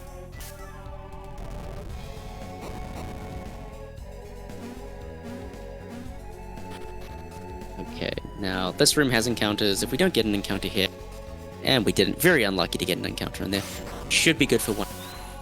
This is the last puzzle that we need to do. Well, last blue path puzzle. There's one more puzzle that we need to do. Very, very simple puzzle, this one.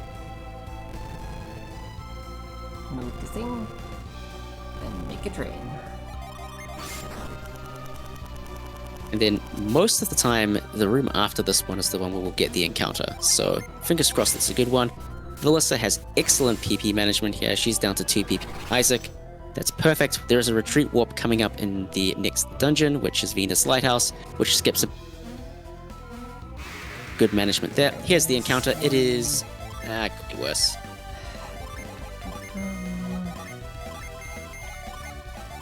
Yeah, it's... Yeah, these ice kind of slow, gargoyles... but it works. These are ice gargoyles. They are weak to Venus and not Mars, which is the fire element. Yeah. It's Don't very ask. silly. Like, it's in line with the rest of the series, which is clay gargoyles and another type of gargoyle. But like, yeah, naming-wise, it just doesn't make any sense. I mean, even clay gargoyle doesn't make any sense. That should be weak to Thor. But anyway, Yeah. whatever. God, what's the Is other this in type the again? fit? There's a third type of gargoyle, know. right? Or is there? There is, and it's only in Vault Cave. Yeah. We'll find that out real quick. Gosh. It might just be gargoyle, actually. Might be. Oh, yeah, so shoutouts to these Yeah, it's statues just- for being, yeah, like, it's- circular. Yeah, it's just gargoyle, and yeah, Okay. rounded hitboxes are the worst. Yeah, oh god. Like, you can even be in a position where you push it once, and then that works, but the fact that you do, like, a little jiggle after you're done pushing, it makes you, like, go off of it, so the second push misses, somehow. It's so infuriating. It makes you look really dumb, because, like, as speedrunners, we're like, we know this game inside. We do everything perfectly, and then, like, you get trolled by a rounded hitbox and you look like a fool. Did I set up my That and half-tile jumps. Oh my god, yeah, half-tile jumps. So often I just stand there like a dummy. Alright, It's entering kinda Venus ridiculous. Lighthouse, we get another encounter reset. This is the dungeon Get extra of cat jumps? the game. Wow. Okay. Ooh, early encounter. Easy encounter, but early. Yeah. circle moment there. Yep. It's like there's always 8 encounter groups per area, or I don't know if there's always, but here there's 8 encounter groups, but there's a various amount of those enemies within that same group. So like, you can have a ground golem with anywhere between 1 and 4 boulder beasts, I think is the numbers. Yeah, and each so there's a lot each of one of those is a different different. Yes, the point is that of those encounters, almost every single one of them has a unique clear. So I think there's like 37, 38 unique clears you need to memorize. It's quite a lot. I could be wrong, but it's about that number. On top of that, we're trying to delay when we get our encounter as much as possible. Hopefully we don't get the encounter in this room, but it's highly likely. Okay, very good. Very good. Okay, back on track then. Yeah, we're worried when you get that encounter early that you're going to pick up an extra encounter. Even if Valyssa gets the encounter immediately after leaving this room, which is likely, we're still back on script in terms of expected encounters. Yeah, catch him. Nice, easy puzzle. Absolute bop. Also, the retreat glitch skips a ton of the dungeon. This is a perfect encounter. Love it. Is it? Oh god. Judgment the spider. Judgment the spider. Really? Okay. Oh yeah, it's the skeleton warriors that don't die to the off targets. Right. Yeah. Dang, You're should all know good. this. That's the rest. And it's also the tiredness. Like I and said, it's also there's so life many having been encounters you have to happening. memorize. Yeah. You're all good. Like, you can know every encounter in this region, and reacting to it quickly is still impossible. Like, even when I do runs here, like, I will get an encounter that I know that I can get every single time in practice, and then you get it on a good pace run, and you're like, Yeah, definitely. So it's the fact that this is such a high pressure dungeon where there's legitimately 3 minutes of time variance possible. Like, when the pressure's on, you can just forget everything you know, just goes out the window. It's one of the there's some adrenaline pumping moments here. Anyway, we're on track for a pretty okay at this point. Yeah, I would say so. So far, so I can good. just We've keep recovered my pretty head cool. well. Get some more focus, because I am definitely just wow. Oh, again. Hey, I know. I cleared it wrong though. I mistargeted, so never mind. Yes. So now the spider will get an action, and it will do 1 billion damage. Bonk. There it is.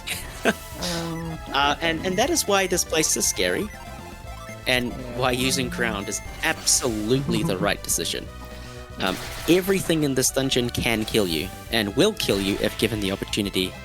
So, yeah, very, very spooky. Water of life. Oh yeah, because I'm getting the granites.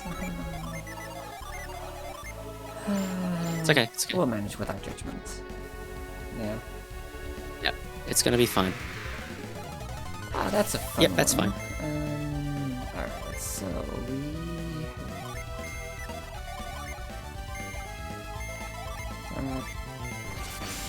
Yep, that's a kill. Yeah. Yep, that's a kill. Don't worry. You Oh can. yeah, when it's like 5, I said, like it's the problem. Or like when it's 5 total enemies, 4 boulder beasts, that's when it's a lot of kill. Man, and I can they really like tell even that I'm, encounters that are really so familiar. similar. I mean, these encounters, like the subtle variations in the number of enemies, they can Yeah, I know, but they I'm can just throw definitely you. So it's hard. performing worse because I'm tired, because life has been quite stressful. You got this. You got this. You got I this. know, I got this, but... So we're picking up the Gaia Blade. Gaia Blade is one of the most important items in the game, not because it gives you a lot of attack power, which it does, but it gives you Venus power. Venus power makes our judgments stronger. And this extra judgment power is essential to the final fights of this game. It makes the fights work. So this is These the... might look like squares, but I assure you they're not. They're round, yes. This is the final puzzle of the... It's a very long puzzle. It's pretty interesting. Like, this puzzle actually takes like a minute or so to complete, but it never feels like it, because if you're in this dungeon with this music on pace, it goes by in a blink of an eye, and you're like just contemplating how this run can die. If I'm being honest. Yeah, pretty much. Like, I also solved this differently than I normally would. It's like there's an optimal way to solve this that minimizes like camera movement and like your own movements. It's like a matter of like frames, like a second or two, but as long as you don't get stumped, it's fine. So we always want to put this one in last because the camera starts moving down for the orb to start moving out of the statue. And the further you're up, the longer that gets delayed. So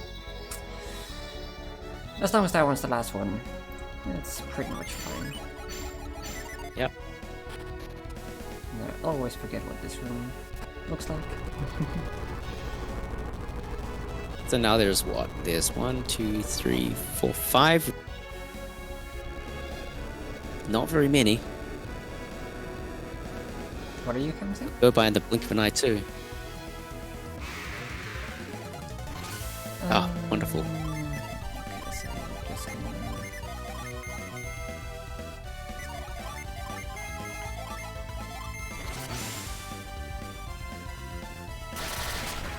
Perfect. So there's another thing, since we have the Gaia Blade now, in theory, we can use Isaac's boosted judgments to also kill Skull Warriors. They're a very rare encounter here, but now it also kills them if they're not targeted, as long as Isaac with Gaia Blade is the one casting judgments. So that's like another... Yeah, you also have to trade off against enemy actions and stuff. It's... Yeah. Yeah, the amount of routing that goes into this is insane. Okay, this will definitely be the last encounter. It's a... That's it. We're done with Venus 2. Yep. Yeah, that's a kill. Awesome. I think Judgment even kills with Mia. So this is overkill, which is good. Actually, Judgment's the range. Judgment's the range.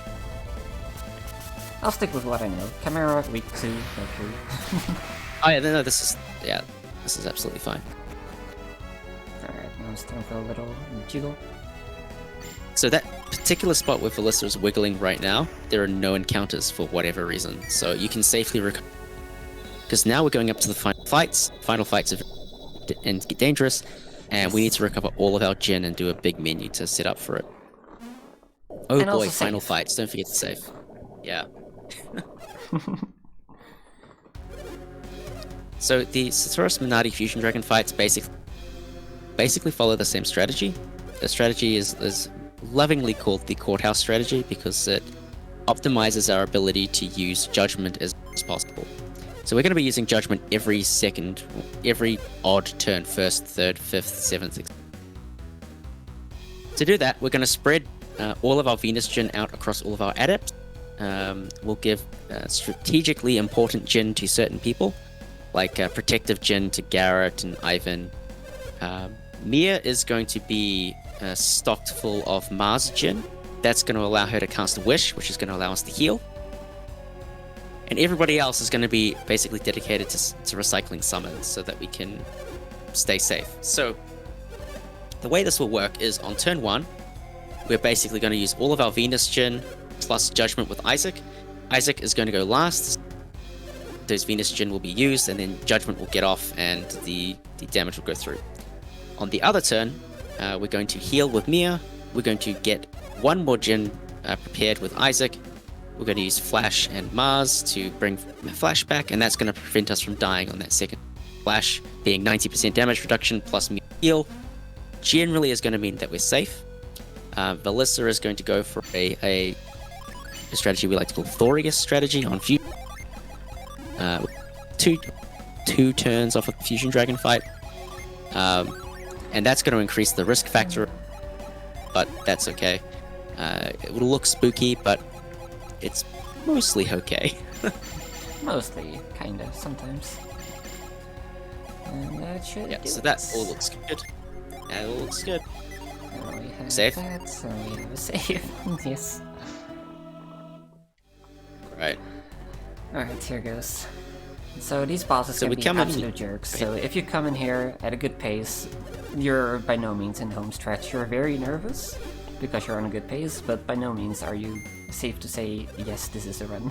At any point, they can kill you. Yeah, like, that's one of the reasons this game is so fun, because the RNG just gets more and more chaotic as it goes on. Maybe that's not fun. I don't know. Maybe that's just me.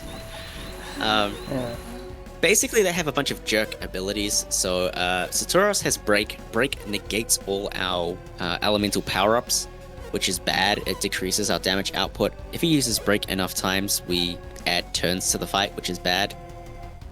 Saturos also has an ability called Potent Cure. It heals 300 HP and adds turns to the fight. What else does he have? He's got high damage abilities as well that can kill Ivan, but we're going to assume that's not going to happen. Minardi, on the other hand, has Resist. Resist basically ups their ability to resist our summons and absolutely adds turns to the fight. Potentially up to 4 if we get maximum resist as soon as possible. She's got Wish, we don't really care about. It's annoying, but not impossible to get around. And she's got Death Size. Now, Death Size has a chance to instantly kill anybody, even through a protective gen like Flash. So Flash, Death Size, if it procs, that person dies. Death is bad. We have a couple of Waters of Life, so hopefully we won't need them, but we've got them just to be safe. So opening on a Judgment turn, targeting Minardi. The targeting does matter. We're trying to end this fight in such a way that we have a Judgment prepped for Fusion Dragon, although it's not always going to be possible, so we just try, and if it doesn't work... mind you, just remember, this damage that's being dealt is through 50% damage reduction, so that would have one-shot Ivan, and kind of underscores the importance of all the protective gen that we have. So this is the recovery turn. We're using Wish to heal, using Flash for the damage reduction, and we're getting that extra gen used by Isaac. Minardi didn't do anything bad. Go Minardi. Thank you, Minardi. Protect is irrelevant. We don't care about Protect.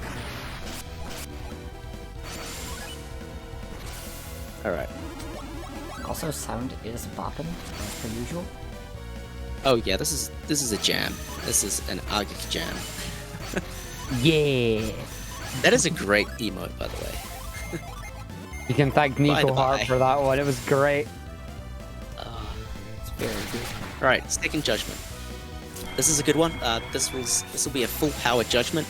Deals about 80% more damage thanks to the Gaia Blade or some buff. So very, very powerful. We want to get as many of these off as possible. We're getting this one off onto Saturos. Very important. That's, again, manipulating the amount of damage we do to each of Saturos and Minardi, just so we can manipulate to get the maximize our chances that we can. That's okay. Maximizing the chance that we can end on a with a Judgment turn ready to go for Fusion Dragon. Minardi is being a homegirl. Keep it up. Loving the Flare Storms. Flare Storm's also a really fast animation. Haunt. Oh, I forgot about Haunt. Want to see. Okay. It could be worse. Haunt has a 1 in 8 chance to deal a quarter of the damage you dealt back to you. Normally not an issue, but if you use a summon, that can deal a ton of damage and just kill people. In particular, we don't want to see this on Isaac, although being he is not great either. Probably need to play a little safe on Fusion Dragon. Yeah, probably should. Third Judgment going in. There's the Break. This is absolutely fine. This is absolutely fine.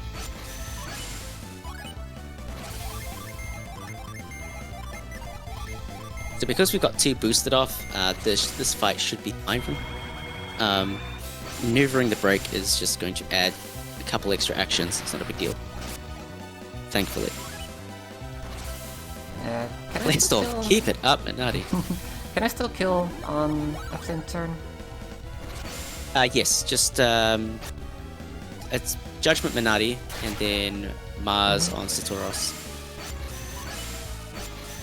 Mars on Saturos, the splash damage from Mars will kill Minardi.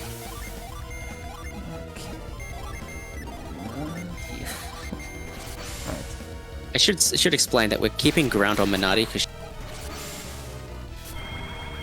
resistant death size is just the... We don't want to see that.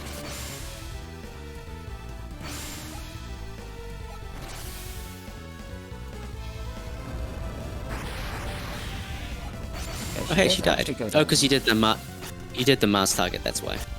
Yeah, and I also did a drench. But... yeah. That should be fine. Yeah, this should that definitely be fine. should, yeah, it should be fine. 100%. Not 100%. It's basically a perfect... It's basically a perfect fight. Super nice. So if everything goes according to plan, Sasaurus dies on this flint. Okay, it does not. We're That's still gonna be fine. able to finish him off. That's cool. Yeah, we'll throw Drench into him. It'll be all good. Yeah, at this point, it's kind of just like hit him with anything. Throw in a Ragnarok for good measure. Let's go.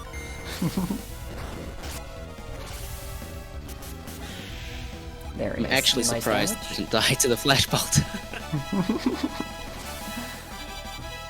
Hey, that's Alright, fine. that's All part good. So one. Sasaurus Minati down. That's the scarier of the two fights, although the Fusion Dragon can be awful as well.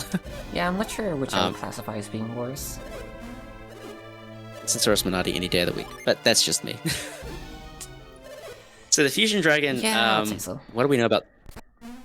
So Fusion Dragon, pretty similar move, as in has nasty abilities, has break, and has a lot of things we don't want to see. So break is bad.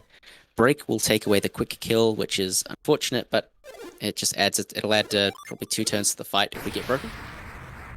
It has Severe Blow. If it uses Severe Blow, there is a small chance that a character is taken to 1 HP, and that could lead to some awkward situations. Don't want that. Deadly Gas on an early turn and people getting poisoned makes for a really awkward fight. Very rough. Doesn't. Yeah, it's sketchy. You can play around it, but you don't want to see it all the same. Evil Blessing has a small chance to inflict Haunt on people. Haunt, as we've discussed, is bad. As long as if Haunt on Isaac is awful, then we just have to pray that it never procs and we don't reflect all the damage back onto ourselves and die. What else does it have? Attack. Attack kills Ivan, so we don't want to see that. Dragon Driver is fine. Out of Space kills Ivan. Out of Space kills Ivan through Granite, which is bad. And then it's got Drain Fang. Drain Fang is... Would love to see that. Yeah, Drain Fang and attack is like what you want to see. It's so nice. Like, so not damaging and fast. Like, the animation speed is like part of what makes this battle fast or slow. Yeah, exactly. So getting it on a Judgment turn is super nice. That means the quick kill could be on deck. We'll see how we go. Dragon Driver first up. No. Yeah, I wouldn't. I'd just hold the Boreas. Use the Thor, hold the Boreas. Something like Or that. even, Or maybe or just even both, just- really. just hold it for six. Hold it for turn 6. Yeah. So that attack would have done 230 damage, except we flash up. But praise flash. Full HP off Wish. And now he's slow. Evil Blessing. Uh oh. There it is. See, that's why I was like, small chance? But yeah, Nah. It's like almost Yeah, well, guaranteed to go on it's- Isaac. almost guaranteed. Yeah. So now we have to hope that we don't get one-inated. So Yep. we only have to survive this one, though. If we survive this one, should be okay. Should be. Come on, Isaac. I swear to God, that was Come not on. a chance. I don't believe this. It Yes. worked out this time, but Yes. I don't believe it. Ooh, triple poison. Yeah, I know. That's kinda scary. Still. Yeah, this is going to be okay. Like normally you'd go for the Thorius turn on this turn, but Yeah. marathons, be safe. If everything goes according to plan this turn, then we should have an easy kill set up on the following turn. Yeah, for sure. It's just Venom does so much damage. It's like a quarter of your health. Yeah. Just like that. Another It's spooky. attack. Nice. This is a great This Fusion is Dragon. very- Wow. What is it with me and like, I guess it's not... I guess the other one wasn't a marathon, but like, still. marathon luck. Yeah, you've had a good run lately. All right, so this will be the last judgment, hopefully. Yeah. Well, it should be. Unless some really horrific things happen. I can't imagine what could possibly stop it now. Yeah, good point. Yeah, so basically we're gonna fire off a judgment, then we're gonna do Boreas and Thor. That'll deal damage, give or take, and we'll just knock this thing out. Poison damage? Oof, Not a proc. Isaac. You're gonna set up for another thing, I guess. I don't know. Yeah, Play playing it safe. ultra safe, but Play really, it safe. yeah, Thor and Boreas will kill from here.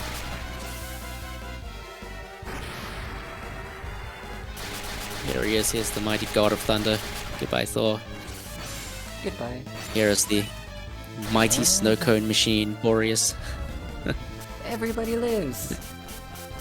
Well done, GG. GG. Hey, that was not bad at all. That was super good. Wow. Yeah. What I a kinda great feel run bad this about was, actually. wasting like a minute in Colosso trying to prove a point. Well, we've learned time that isn't lesson yet, for by the way. next time. We still have some dialogue to go through. I'll let y'all know when time is, but yeah, this has gone very, very well. Yeah, so now that we've defeated Zatoros and Minati, Lighthouse lit, and yeah, we don't know how to feel about that. We're a little bit internally conflicted. But yeah, that sets up the plot for the second game, so go check that out. It's a cool game. And we're sure. just gonna, you know, get Yeah, on the I'm boat. gonna keep mashing through cutscenes. And since we're supporting Mind with this marathon, I also wanted to give a quick word about my own mental health recently. I've been through kind of a tough home situation that we've been trying to get out of, which we are in September. We're moving out, and it's gonna be fantastic. Just me and Emily living together. But yeah, one thing that's really helped me get through this is just talking about things. Talking about it with friends, family, even like my team manager and colleagues at work. They've all been very understanding and supportive. And without them, I'm not sure if I would have been able to get through this quite as well. So I just want to take this moment to say, talk about stuff if, you're feeling mentally not in the best spots. There's no harm. You shouldn't feel ashamed at all. It's really only going to be better for you. I also have a coach at work, like a professional, and it's been a great help. So yeah, absolutely never hesitate to reach out if you feel like you need it, because life can be tough sometimes, and you don't have to do it all alone. I think people don't realize that often there's more people out there that are willing to listen than you'd believe, and more people that love you than you think are out there as well. Even people you don't necessarily think would, So, we're lucky to be here, and I think in particular we're pretty lucky to be here, all enjoying these games pretty fast as well. So, yep, it's pretty cool. Pleasure to be here. I've been since BSG since quite a long time. It's always a joy coming back here. Everybody's always so welcoming and nice. So. Even if you aren't speedrunning, just come join a community. They're very, very cool people. Lots of friends to be made.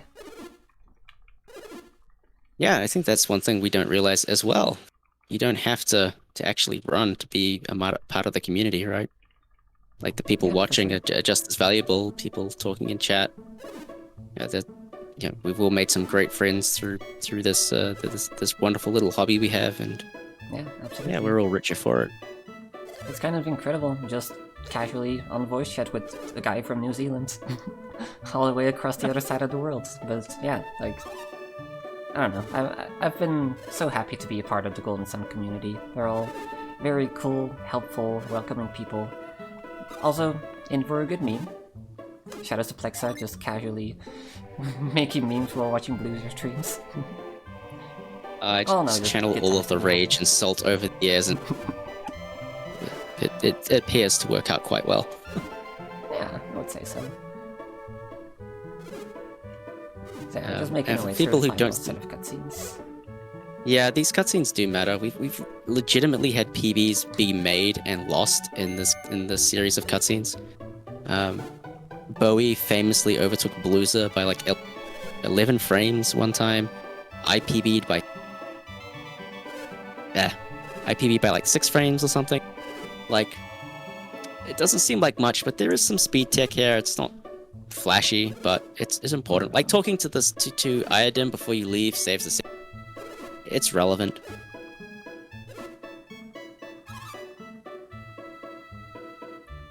Yeah, so just a quick chat. Make sure we don't get stopped at the door. And now we get stopped here anyway. It's kind of unfortunate. Did you forget? No, we went and spoke to him. Come on, Garrett. Like, this is the only way to progress the story. Come on, just let us go. So yeah, here we're gonna get Using, a black orb, which we need to pay attention to who it goes to. It should be going to Isaac, I'm pretty sure. Yeah, Isaac. Because I didn't use up all the Waters of Life, so... And the Gaia Blade also automatically went to Isaac, so... Okay, this if Gaia Blade went to Isaac, then yeah, probably go to Isaac. But here's one of the most annoying things about this epilogue sequence. You can do a data recall from... If you save this cutscene, data recall, you can get to the Sanctum and skip this cutscene. You can enter the boat area, but of course you don't have the black orb, so... Dang, I actually did not know that. It's pretty frustrating. Oh well. Alright, so we're about to enter the final cutscene. We're gonna be approaching the boat. Use the black orb, then it's a couple more text boxes. Use move for good luck, because we still need that. My favorite is spamming carry a bunch of times because it looks like Isaac's clapping. It's great. Yes, unequip his armor. Also very important. Very important. Yeah, carry is just a lot of fun. I love the sound it makes when the hands just clap together. It is very satisfying, isn't it? It's really satisfying. So I can't give you like a countdown for when time is gonna be, but no, when people start talking, it's gonna be not too long after. I'll shout it out when it is. I can try. I've seen this enough times. I've verified so many runs at this point. But yeah, do get ready.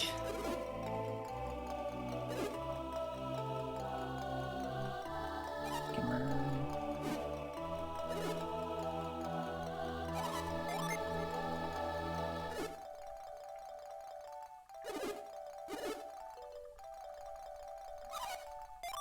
Yes, we'll be okay. Right. 1, 2, 3. Next text box and run over. Time. GG. Yes. Well played. Wow, what a run. Jeez. Amazing. I'm very happy with how that went, like seriously. That was very, very good. A lot of fun. What was the final time? According to the stream, 3 hours, 43 minutes, and 59 seconds. Not bad at all. That is a very good marathon. Yeah, especially with the time I wasted at Colosso. Yeah. Very happy with that. At least... You mean the I've learned my lesson. science? True, science. Science is time neutral. Agreed. Alright. Yeah, I'll be going to bed soon. But yeah, stick around if you are up to stay up. Because we have a lot more awesome runs coming up. Yeah. Thanks for having me. Have a great night, everybody. And any words from you, Plexa? No, just again, thank you for having me, Val. Appreciate it. Always good to be on comms for Golden Sun. Love this game, love this community, love the people in the community. They're all fantastic. And thanks to everybody who's watching. Right, take care. And there Donate you go. mine. Oh, yes. Yes, do please keep your donations coming in, folks. Plenty of content still coming up throughout the rest of the week. We are going to go and take a small break, get ourselves set up for the next run. And of course, I'm going to be swapping out for our next host as well. Very familiar face, very familiar voice. You'll know who it is when they come in. But for now, thanks for watching BSG Annual 2021 at home. We'll see you soon.